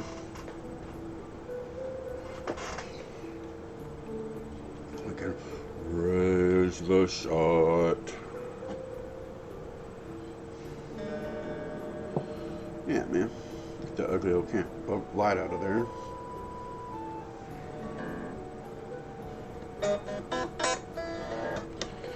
Yeah, I don't think I'm even going to worry myself about any particular frets. None of them are rocking against each other. I could put the long straight edge, but I'll probably find something and cause a lot of extra work that's not necessary. Just me being obsessing. So just gonna elect to not do that. But I am gonna put a popsicle stick behind this to protect those knife edges on that. That way, before cutting the strings, you're not like busting the knife edges on those. The springs are pulling that way, and that right there keeps the circle against those knife edges. So they may lift a tiny bit, but it doesn't pop. It doesn't try to pop out. The Goto bridges, they've designed theirs pretty well to where these heads actually kind of grab onto the side slots of it. But boy, you've got to get them really, really accurate, or they'll drag. Knife edges of them will drag.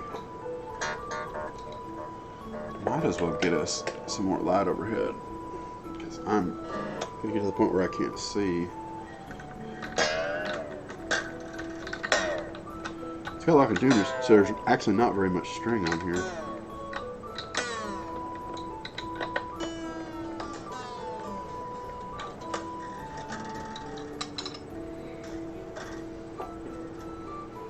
But I'm not going to pull that little bit of string through the bridge. I'm just going to go ahead and cut them in the middle.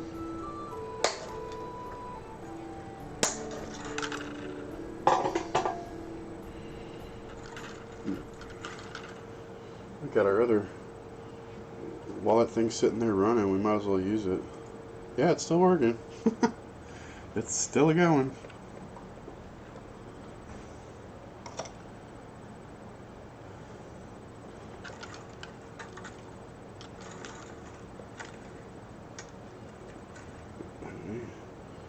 those a little loose and pop them out. Actually, these are the kind that I think are the twist locks. So let me give that a much bigger. I actually could use this little stubby guy.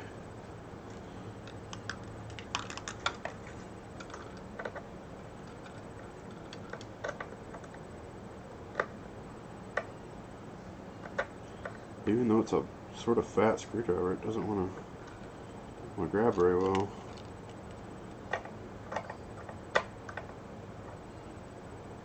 Sounds like our musicians gave it up, man. They're like, I'm tired.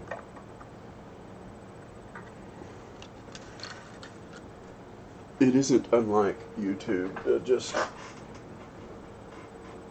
quit working or just pause itself. As long as I've played that one, it's not impossible that I reach the end. No, it's still going, it's still counting. Oh, it's it's almost a few seconds from the end. So I'm gonna go back to there and play it from the beginning. How exciting.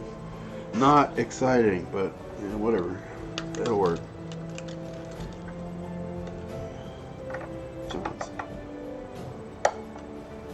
John's epic mix. It's trudging across the tundra, dodging arrows.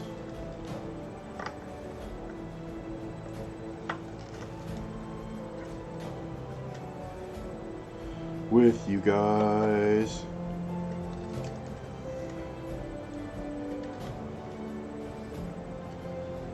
We're on a journey, a guitar journey. It's so exciting. I guess if you have a wild imagination. Yeah, man. Those are definitely the twisty cam lock ones.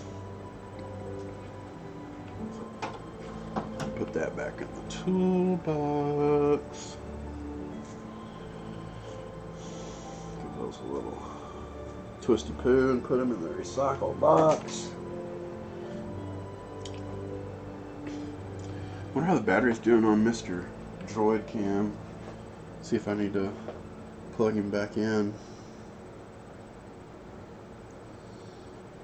Survey says down to 60%. Man, it is that app is a hungry hippo. Of course, this battery's been in this thing forever. But yeah, if I'm gonna leave it on, I better plug it in. Easier said than done. I gotta find the end of the wire. I'm right over here by that microphone, so you should be able to hear me pretty good. Anyway, let's get some juice now. Let me see. Yeah, it's little lights on. It should be fine. It's fine. I think I've got the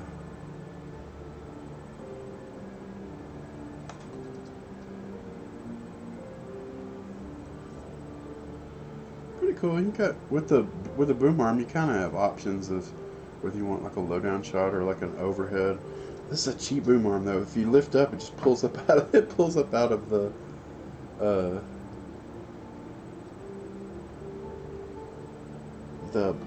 stand or the holder. The goes to the clip to the table. Of course, it's for a different boom arm.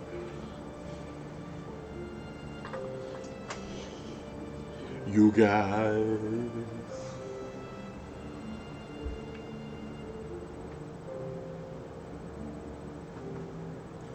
Yeah, man.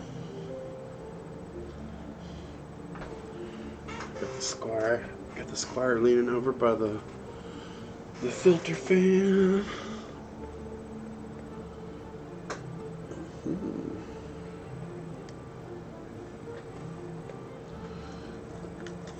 We got some more strings to get out of here.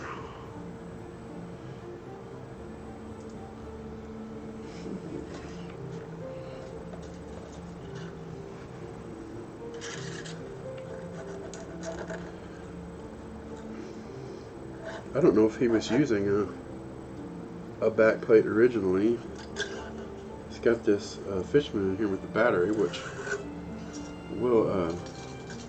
we'll carefully save. Oh man, he's got a very nice friend on there too. I didn't even notice that. I was like, wait a minute, whoa.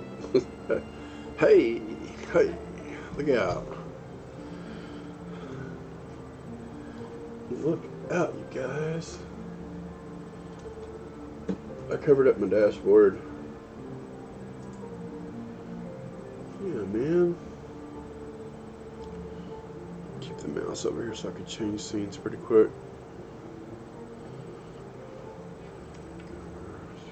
Obviously it plays Diodario's. Color ball ends. Give me a old twisty poo.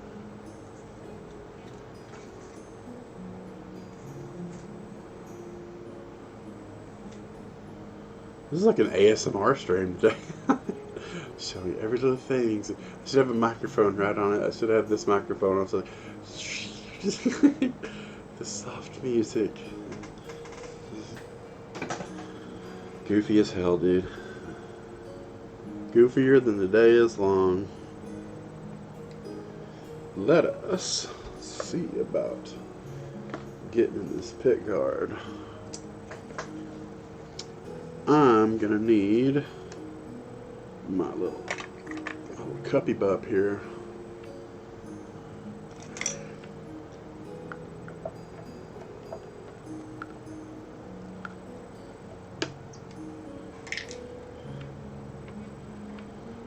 Very nice.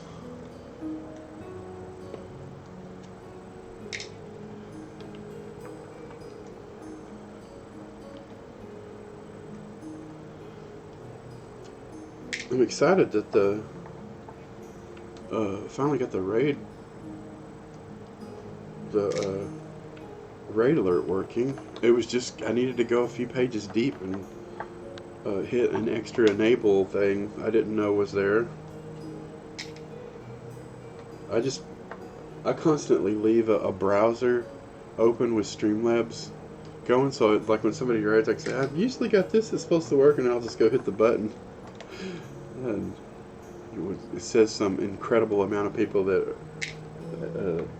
a test number, the amount of people that are rating. It's like, yeah, we're not actually being rated by that many people. Yeah. Oh man, you had us fooled. We thought you were being rated by 1,500 something people. We were convinced. Yeah, really hot stuff here, man. Hot stuff. Everybody wants to get some of this channel right here, man. Everybody's like, forget Fortnite. Let's go see Big John's guitar stream. Yeah, dude, that's where it's at.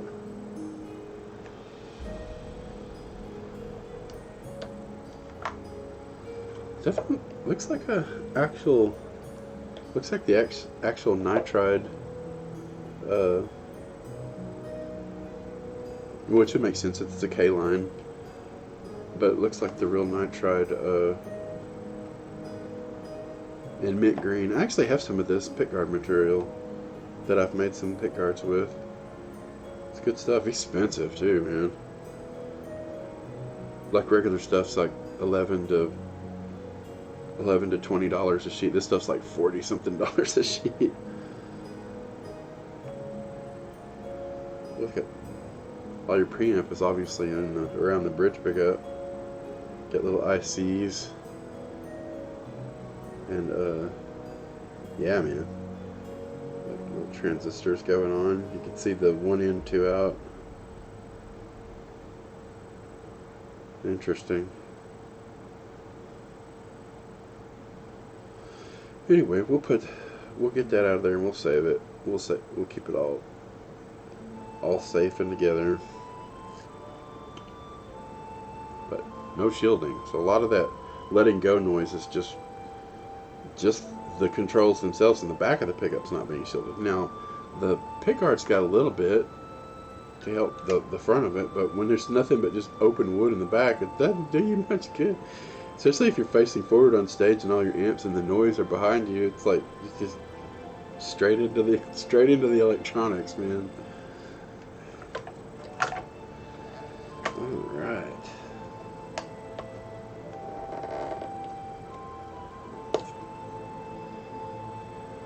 Guess I'll just go ahead and use the same cup. Here's another knob removing hack. I actually use these tongue brushes. This works really good on like sensitive finished guitars too, because these are so soft. But yeah, if you'll take these and get them under the knobs. Now some knobs, they are really flush against there, so you have to find something thinner. But with these, you can just get them both under there and just alternate them and rock a little bit, and it just rocks the knob right off.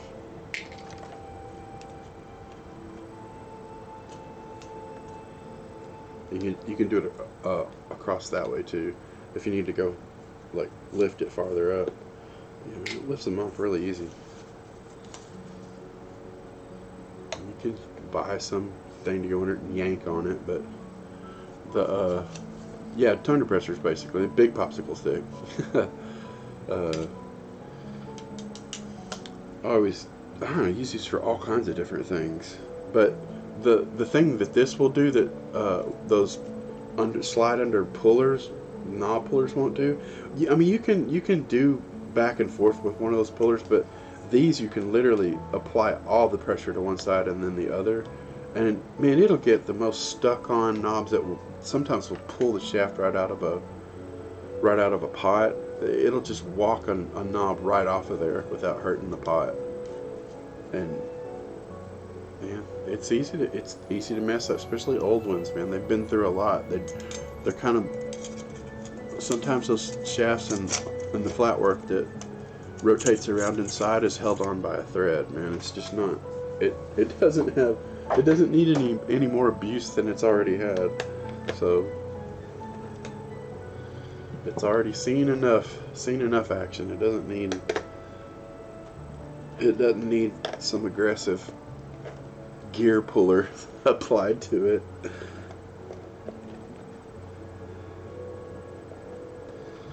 This is going to be an active or a tip-ring sleeve. I might as well loosen the jack too. I'm going to get to the point where I need more room than that little cup that I have. I'll probably transfer the knobs to actually this Fishman box is a box inside a box, I think.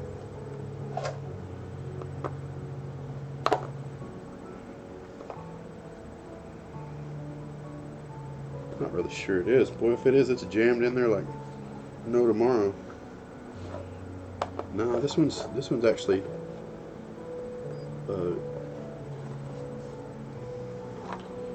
this is a double layer box glued together.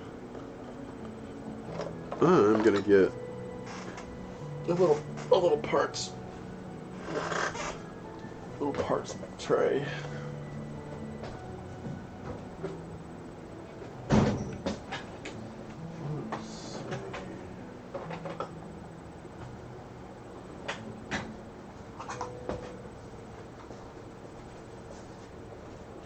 Get some more coffee is what I'm gonna get.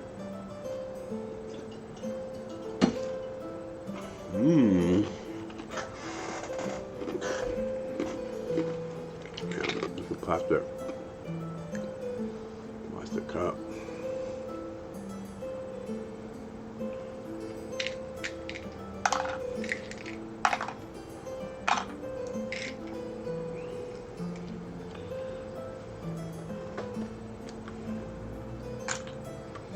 Go ahead and start gathering all my bits, man.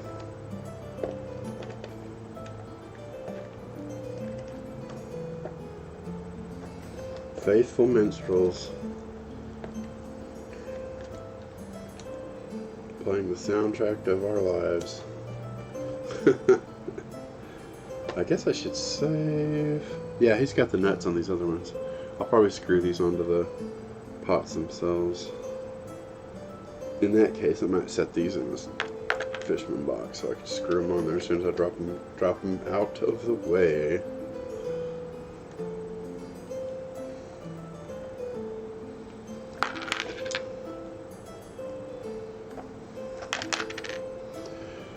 And this switch is staying with this harness, so out it comes. But I'll also put the screws back in it. Yeah, the other's got its own screws. I might use these short ones on it though. I like the shorter screws better. For one, it's not as much to screw. It's not as much to thread through the switch. So I'll set them on. I'll set them on this napkin right here and trade them out. That last little bit, come on.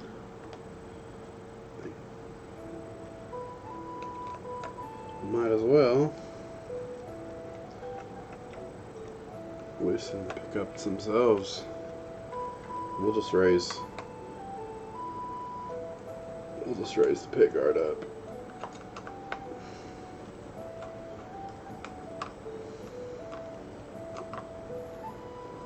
Hopefully they've got like the surgical rubber springs that will stay with the screws. But it's the whole guitar is a dish. They're not going anywhere.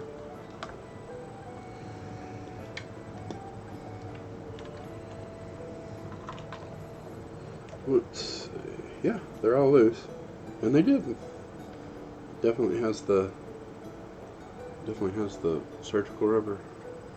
I don't know if these are the. Yeah, these look like a 632 thread. These screws actually would get along with the other pickups too. It's already got this in there. These have more of a pan fill head. The other ones have got more of the old school like round fill. It's a different looking screw. These are stainless. They look pretty good, but I kind of like the old traditional round fill.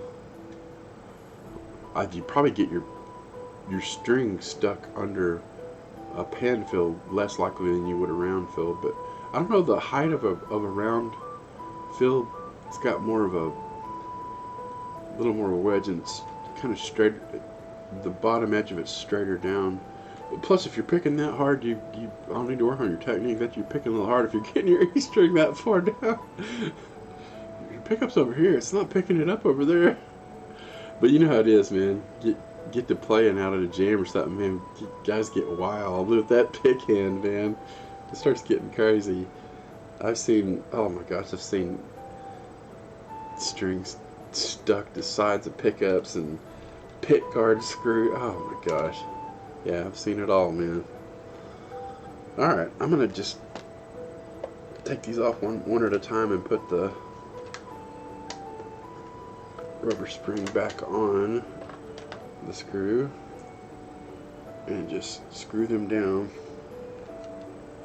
to the pickup one at a time.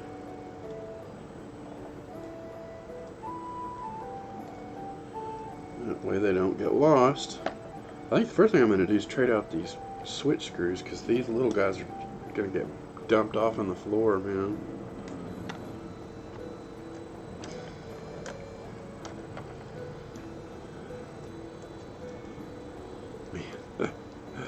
Oh my goodness, these 632s on this switch are really an inch long.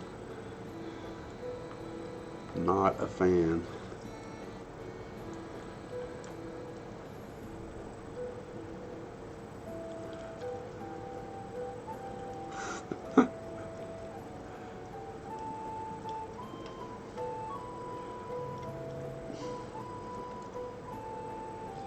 Alrighty.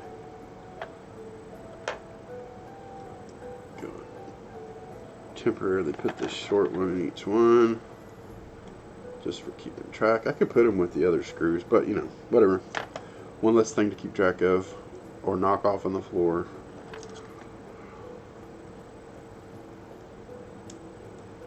Yeah, always turn backwards till you hear a click. That's the easiest way to get threads lined up. But you guys already know that. You know that already. You guys, you guys are smart guys.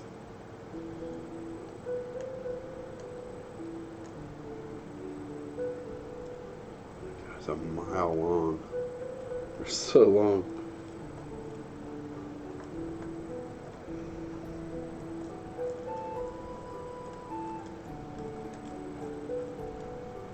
Oh,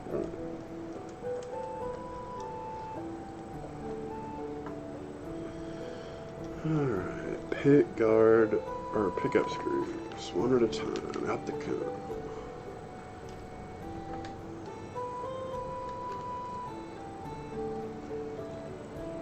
And they're in no hurry to come off. They fit very snug. Man.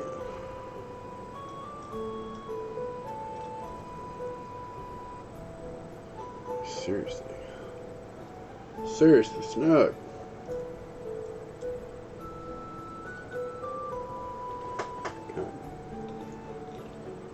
Read that guy with Braille there, man. They're coming out of the guitar. I might as well start lifting them up. Anybody in the market for some Fluence pickups? Got a feeling this guy's gonna be selling some.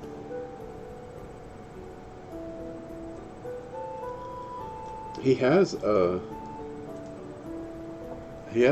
Greg Koch Gristletone telly set in his telly, and he loves those. He's like, he doesn't have the same problem with those that he does with these. So, but also Greg Koch he's a journeyman player that has very high standards and a very old school taste. So they probably just worked really, really hard to get more of an old school feel out of those particular. And these are maybe just trying. These literally might be trying to mimic EMGs, which have a very compressed, not old school tone. They're just. I'm sure they have some that go for an old school tone, and they sound pretty vintage and super quiet because they're high quality active pickup. But I've got a friend that's put all different type of Fluence pickups in his guitars, and he's done some of the coil. It's not really coils, but the stack, like the different settings. And some of them are really noisy. Like they're still functioning as a. Most of the pickup itself is still functioning as a standard pickup. It's just they're printing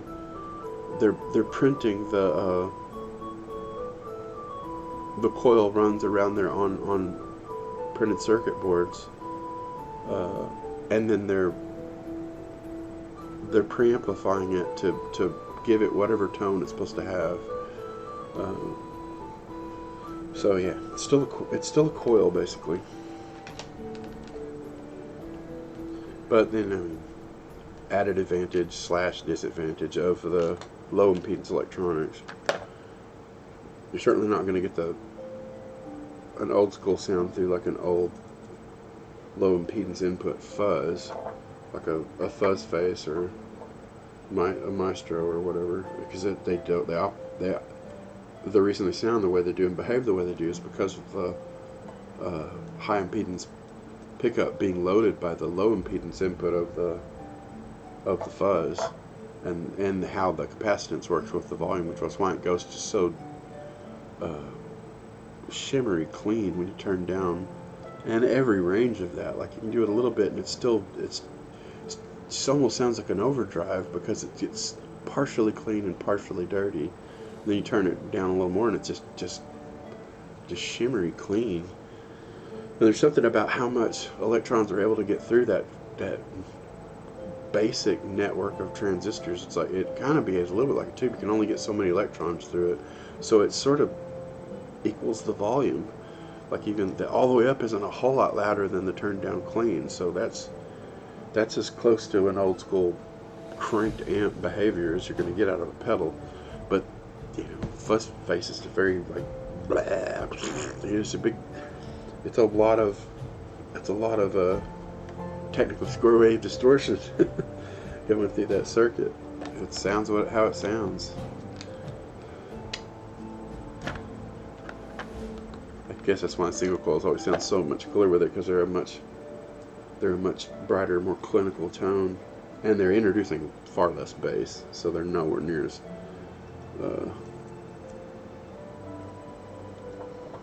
bass overdriven, or don't sound farty. It's not the fart distortion of like a humbucker going into a fuzz face. It's just too much bass. But still, it's a high impedance input. Boy, you turn that volume down, and that, man, it starts to clean right up. And a lot of guys just they don't run. I've known some pedal builders. They've actually built their overdrives to be an old school fuzz circuit that never gets turned all the way up. It's a start. They're using that starved sound as the actual full blast sound, because it's just such an ideal overdrive sound.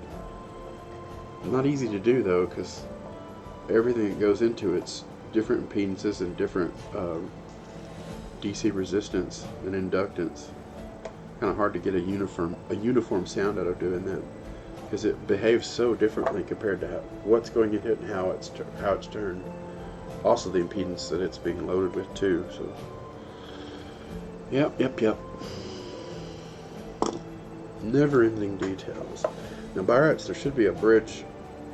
This may not use a bridge ground because of it being active. I know EMGs they say you don't need it, so it may not be connected. But I know the battery is on the back of the guitar, so it's got to be connected somewhere. Yeah, it looks like there's a ground wire and the active wires. So they got heat shrink where they brought them together.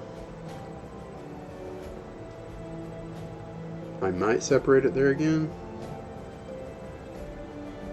They all seem to have the same matching colors with heat shrink, so that might be the key. Just disconnect it where it's been connected and disconnected before.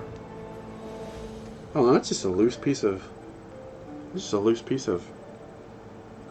heat shrink. I guess they're using it just to bundle the wires together. Glad I didn't just haul off and cut that. Yeah. Always helps to investigate things first. Don't make any rash decisions, as they say. Alright, let's use this as a keeper to hold everything in the face of the guitar, so we could turn it over and look at the other side. Alright, put some tape on that dude. That way we are free to investigate. It may have a handy little clip on the battery pack that I could just disconnect and slide through. I kind of doubt it, but we're holding out hope.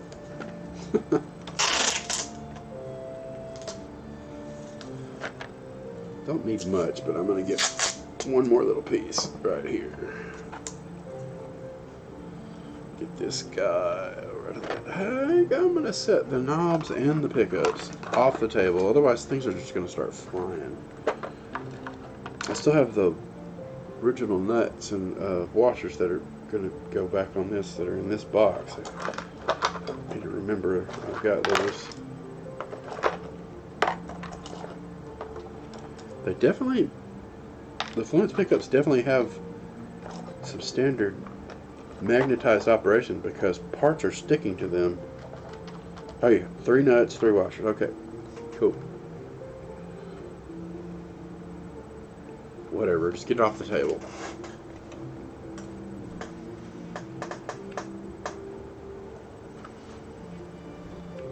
Get some more coffee. Coffee.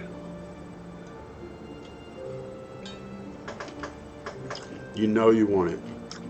You know you gotta have it. Got to has it. Okay. Our tape's keeping us held together. Oh, hi. Somebody there that wants to say hi.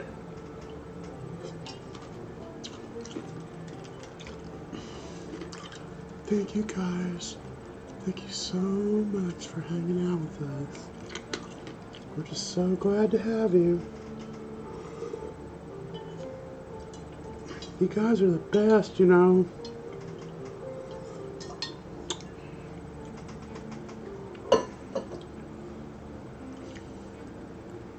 Hey, what are you looking at? Hey! Alright. Screwed. Screwdriver, screwdriver, screwdriver. You guys. You guys. I'm just gonna set these on the towel. Well, let's get you guys a little bit better perspective. What's happening here? You guys are in the action. That's how it's supposed to be. You're supposed to be like in the action. Things changing and moving and parts going in, parts coming out. That's what she said. What? No.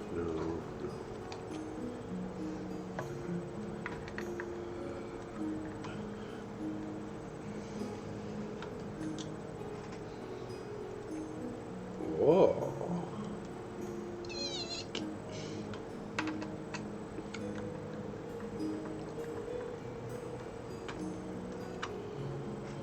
Bajow. Survey says, yep. Handy clip.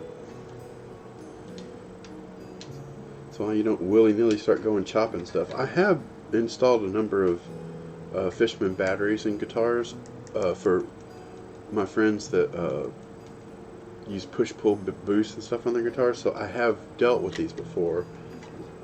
As far as I could remember, they had easier ways to put stuff in and out. So yeah, we'll just unhook that, set it over here, and this is so small it should fit through the hole. They probably enlarged it to get it through there in the first place, but it should pull out with too much trouble. What you're actually lined up to see at that angle. Anytime you have a relic paint jobs, always pull tape like this. Like, don't pull up. Pull like that, and you won't.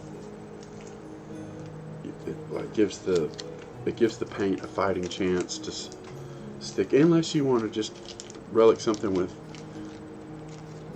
strips of tape looking relic-y.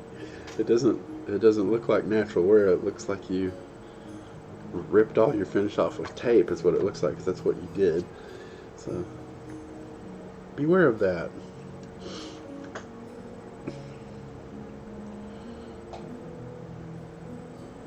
I need to put this tape up top of the markers out of my way. I am gonna run Mr. LED around here and let him get closer to the vicinity you're at. I'm gonna flood this shot with light. For one, I need to be able to see.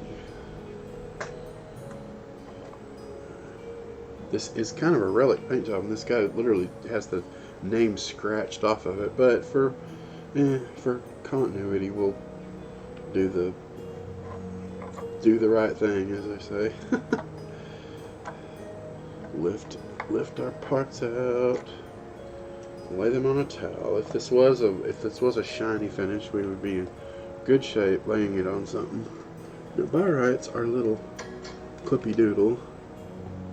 I may have to get that ground wire out of the way first. No, it was enough. Now, other than Mr. Bridge ground, which is soldered right here. Boop.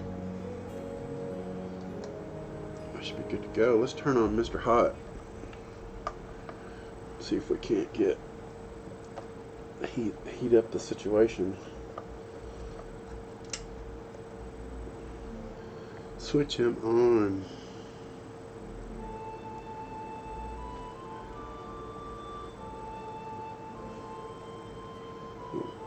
Blobs of solder stuck to the finish of the front of the guitar from its last encounter.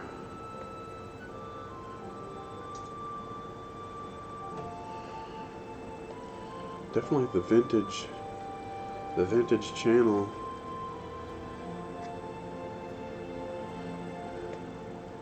Kaylan makes really cool vintage correct instruments for all the good and bad that entails. I understand the romance of vintage instruments, but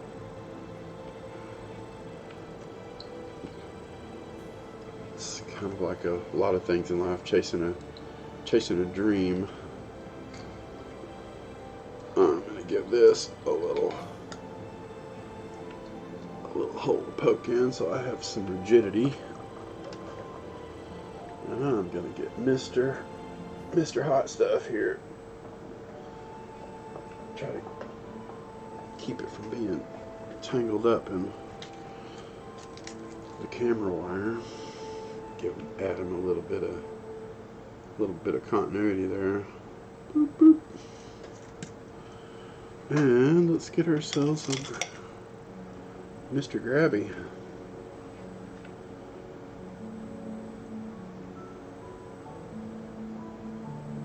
Start at the back.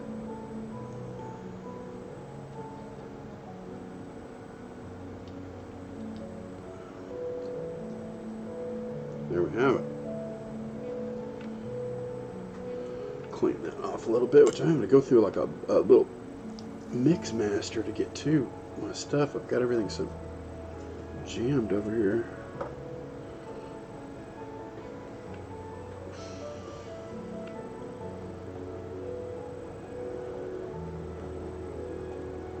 Yeah, I'm literally winding that into the camera wire. I'm going to have to weave the camera wire onto the boom arm. It should be hooked on this clip up here. So now it's over the table instead of trying to get in my soldering iron.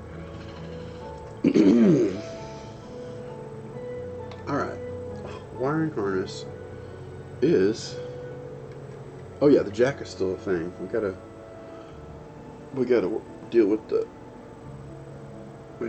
jack, and it does not have a quick connect. It will be soldered to its typical points, but it also has a battery kill. There's that black wire is no, what you doing? They're using the green. Let me get you guys over what I'm talking about. It's kind of a flooded out looking shot, but there we go. That green wire is basically your hot wire coming off of your volume pot. The white and black is evidently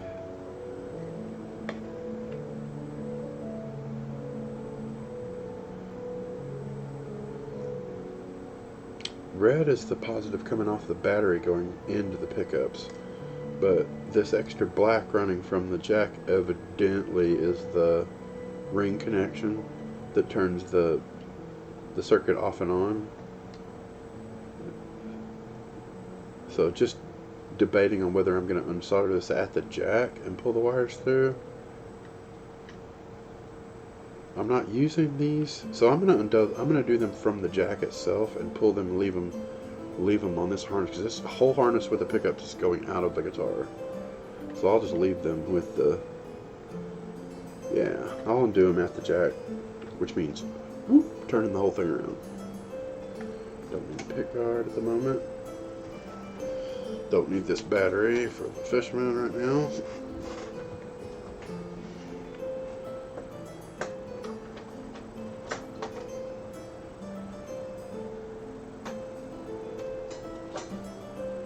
Do need another sip of this coffee.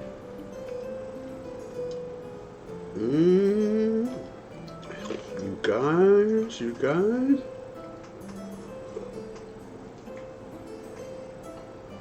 I tell you.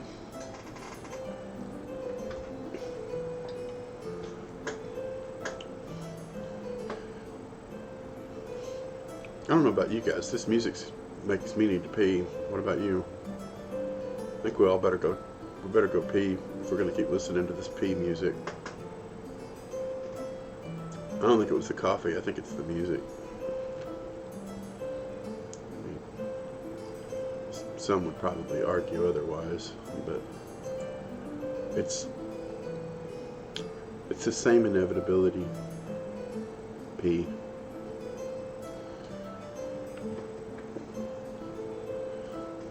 Check you guys out. Look at all that. You got go to a bridge. It's got some pots and stuff. Chunk of mahogany, pot stuck in it. You guys are living the life. Look at that. Like vintage, no shielding, which is not my favorite, but you know, it's vintage while it lasts. Just take in all that vintage. Just look at that. Look at that vintage channel. Oh, it makes me need to pee even more. You guys check that out. Watch that. Don't let it go in. Are you watching it? Not.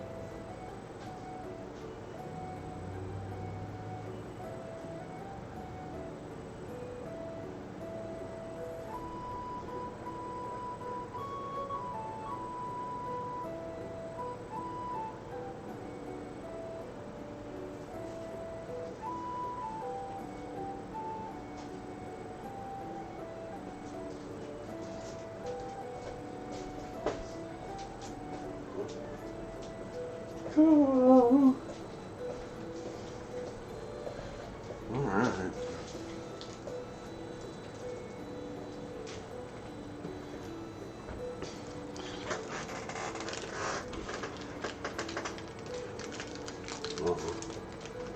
Be right back. Scared a few people off. That's all right. Some of you people are loyal. Ah, Laura Bar. What is this? Mint chip brownie. Sounds like a nice after breakfast bonus. I always cut mine off square because that makes a handle.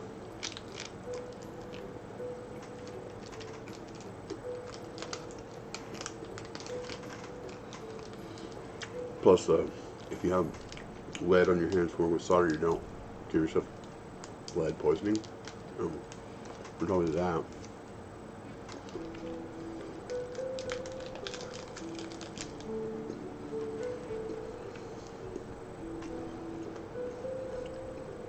soldering and eating are a no-no unless you can work around it.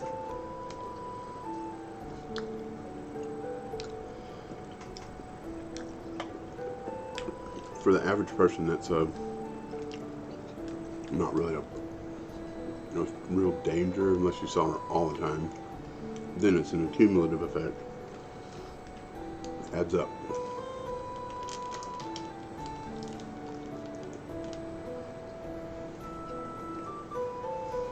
In medieval times, they thought tomatoes were like a devil food or something, because that and some of the other acid foods, because some of their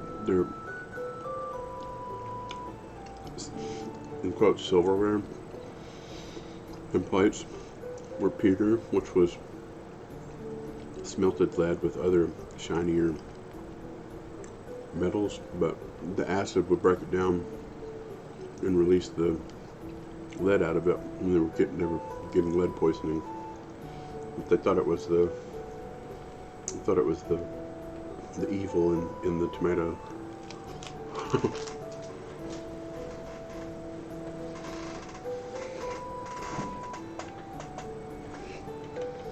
But to be fair, certain acidic foods are more inflammatory, and so I mean, it was a more extreme precursor to a smaller problem, cumulative effect of something that can have an effect on your health. They are more acidic, and they can have more inflammation. So they're really bad if you have lead in your plate. You're eating where.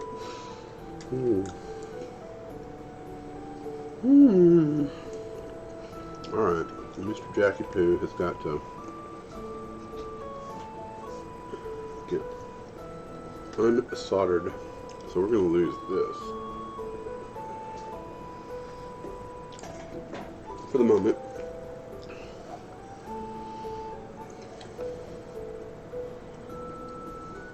Oh, maybe I should leave it over there. Yeah, I'll leave it over for now.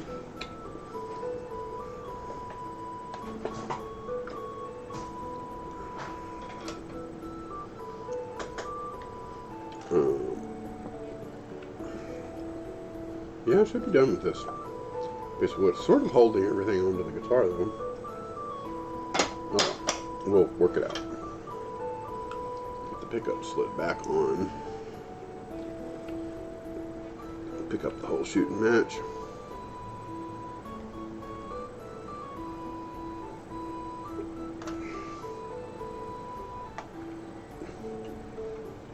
These are the screws from the battery backplate, which I guess they ought to go in their own baggie. Is there any other stuff that goes with it? The nuts are going to screw onto the pots, which I could bring over and do that while they're on that rag. The guitar stuff, 90% is a bunch of fiddly work. It's a bunch of fiddly stuff. Little details. Devil in the details, as they say.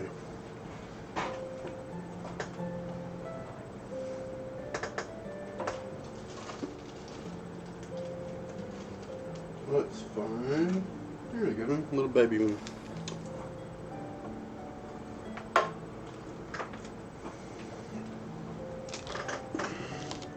I doubt these are all at one time going to want to comply with what I'm doing, but I'll just give it a shot.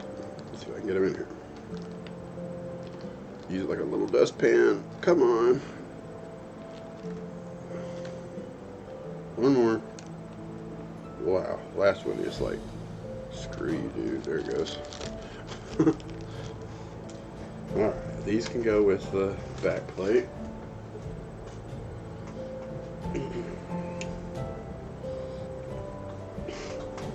Let's just go ahead and get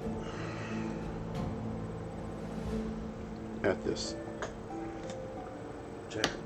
Limited amount of room to get just pointed with all this powder gear in here, man.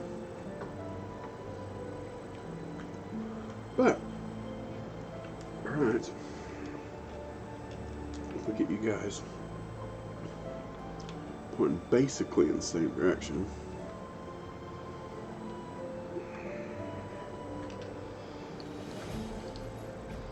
Now, this rag and these pickups can drag back over here and get sort of out of the way of this jack right here. One of these is a washer that goes on the pots. And I'll stick it to a pickup, since we've already concluded that they are quite magnetic.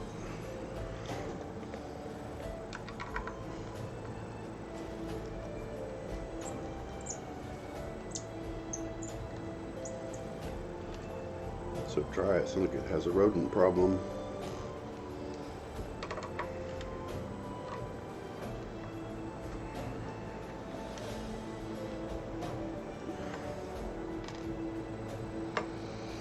Alrighty, I've already loosened that a little bit, which is good, but I'm going to leave it connected to this because it sort of acts as a handle.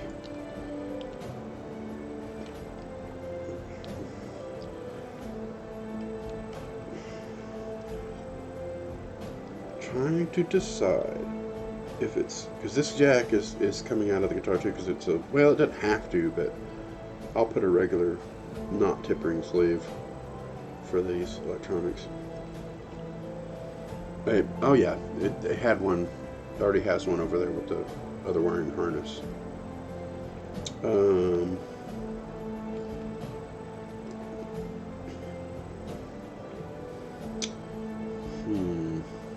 I think I'll undo the positive from the pot. Leave it with the jack,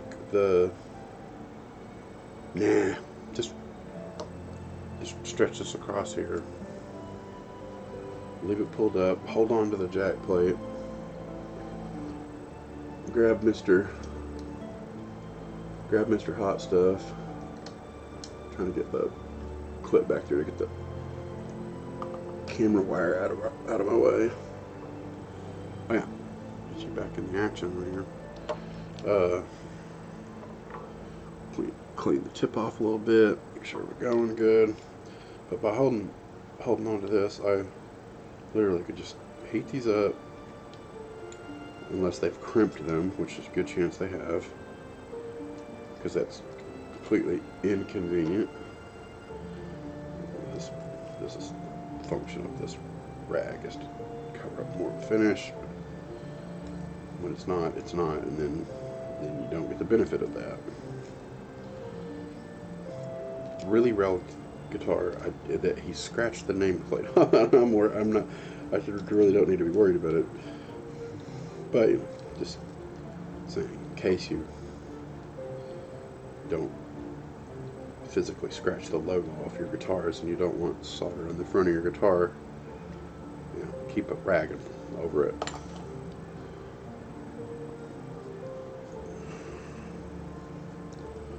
Yeah, man.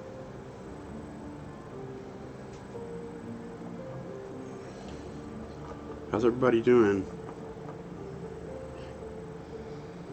Should be able to pull that. I'm going to raise up a little bit. It looks better if I don't have the LED for that. Just pull it all through. It stays with this wiring harness, which is now on its own. I'm going to go ahead and get that washer out of the way and undo this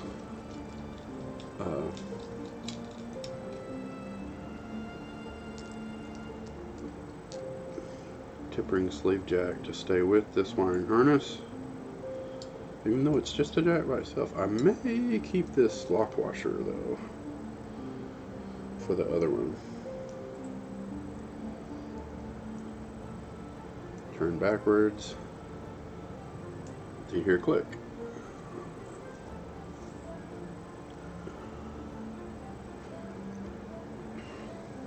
Alright. Save that with this other lock washer. Jack plate, screws that hold the jack plate down.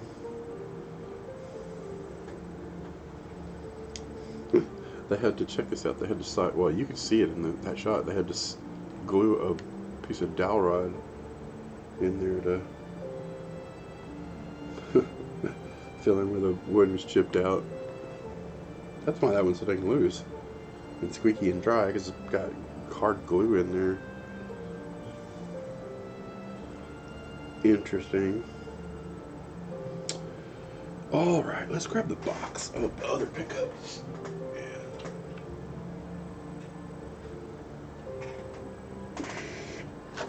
Stand the pick guard up over here. Stand the battery over here out of my way for a minute. Save the knobs. And I'm actually wanting to get at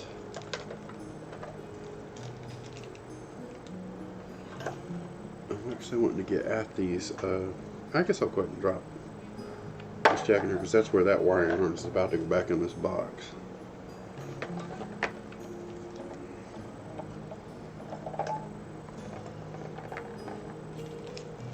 These are the screws that go with that battery pack, which is just going back in this box. But I need to get these washers and nuts back on these pods. So I'm going to get them out of this box. Stick this pickup for now. Well, they're very magnetic, man.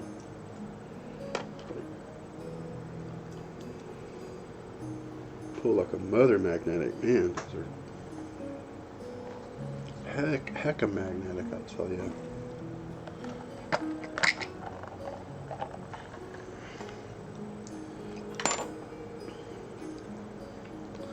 Let me look at these pots. Do these guys still have their lock washers? I see a flat washer, but I don't see a lock washer, so I better go through and assess what is left, or I'll be adding lock washers to stuff if it doesn't have, because they do not want to stay still and behave without it. So I guess that little thin lock washer may have been on the volume or something, so we could keep it from spinning around, or I guess it might have been on that alpha push-pull pot.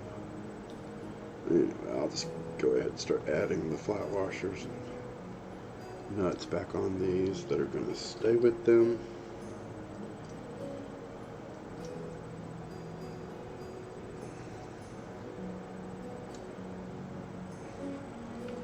Just easier said than done, because everything's all upside down. It's completely free though. Oh, there's another little skinny lock washer. So there are some hanging out. I should look at, aha, aha, aha. There were 3 of them. They're just stuck to the pickups. So good. I'll use these thin ones for the, which were probably with the original wiring harness anyway. Put these flat washers back on. This wiring harness and the top nut.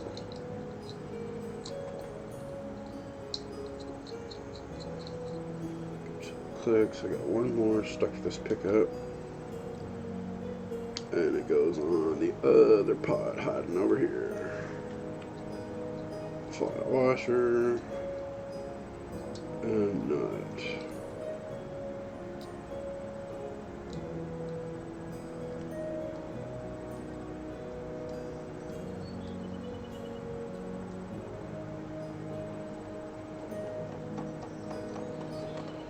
Alright, let's pick this harness up by the pickups and get the jack out of there.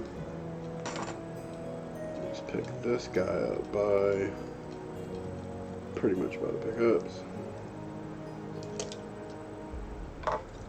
Get that active wire out of there. This needs a little faux pick guard to sort of poke into.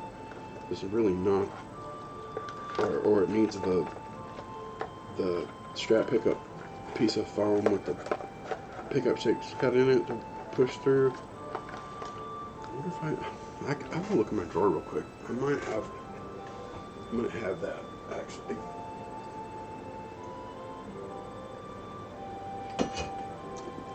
That or it's already gone back with somebody else's pickups.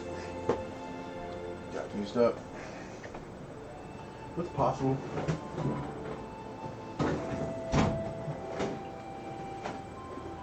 Definitely got a lot of foam, but most of it's individual pieces.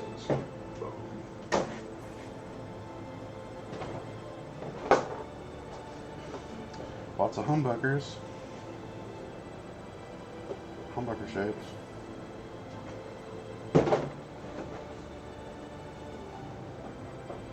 There are some single coil shapes.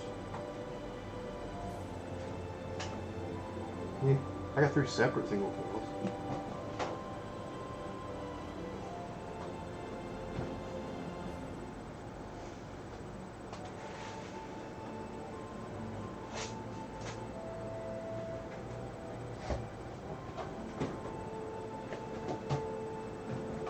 Alright.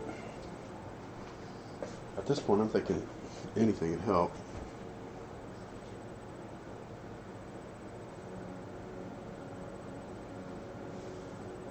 This little screen is just slipping away. It's not really showing the battery. That's the only thing about that app. It doesn't give you a real time look at what your battery level is. I guess that's just one more part of the connection they didn't want to worry about. So I'm just going to stuff these in individual single coil foams, just to kind of help them from banging into the wiring harness.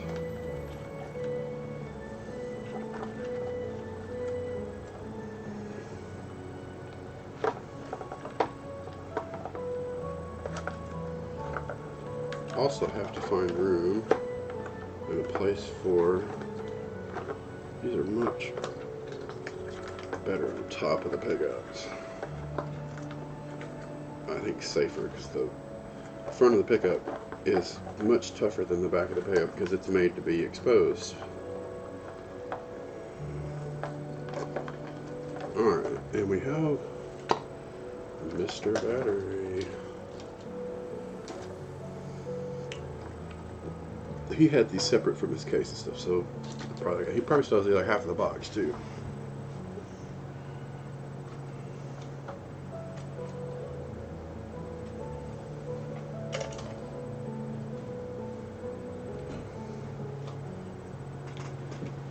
Mmm.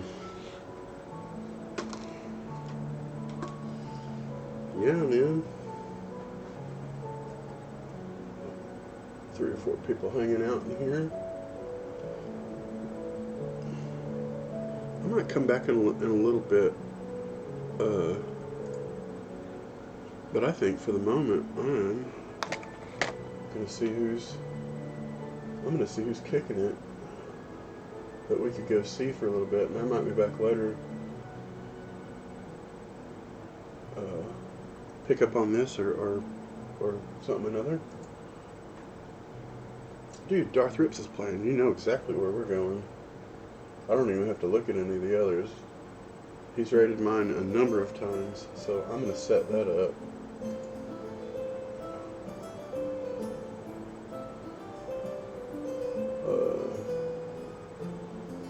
I'm going to start raid, which is going to ready to raid in about five seconds. I appreciate you guys coming, and we're gonna go see Darth because he's great. We love him. Thank you. Yeah, man. Yep, it's generating it over there, and I'm gonna get on that chat and say hi.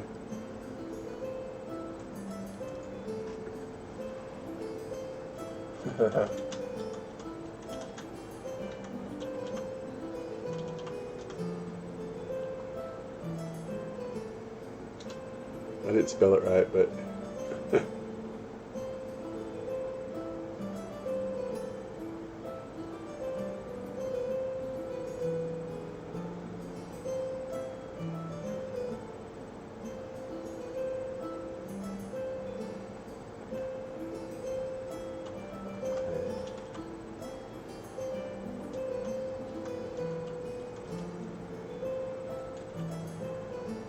appreciate the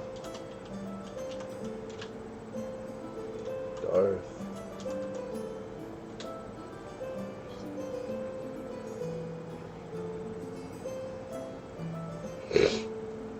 Yeah. Told him appreciate the Darth raids, so that pretty well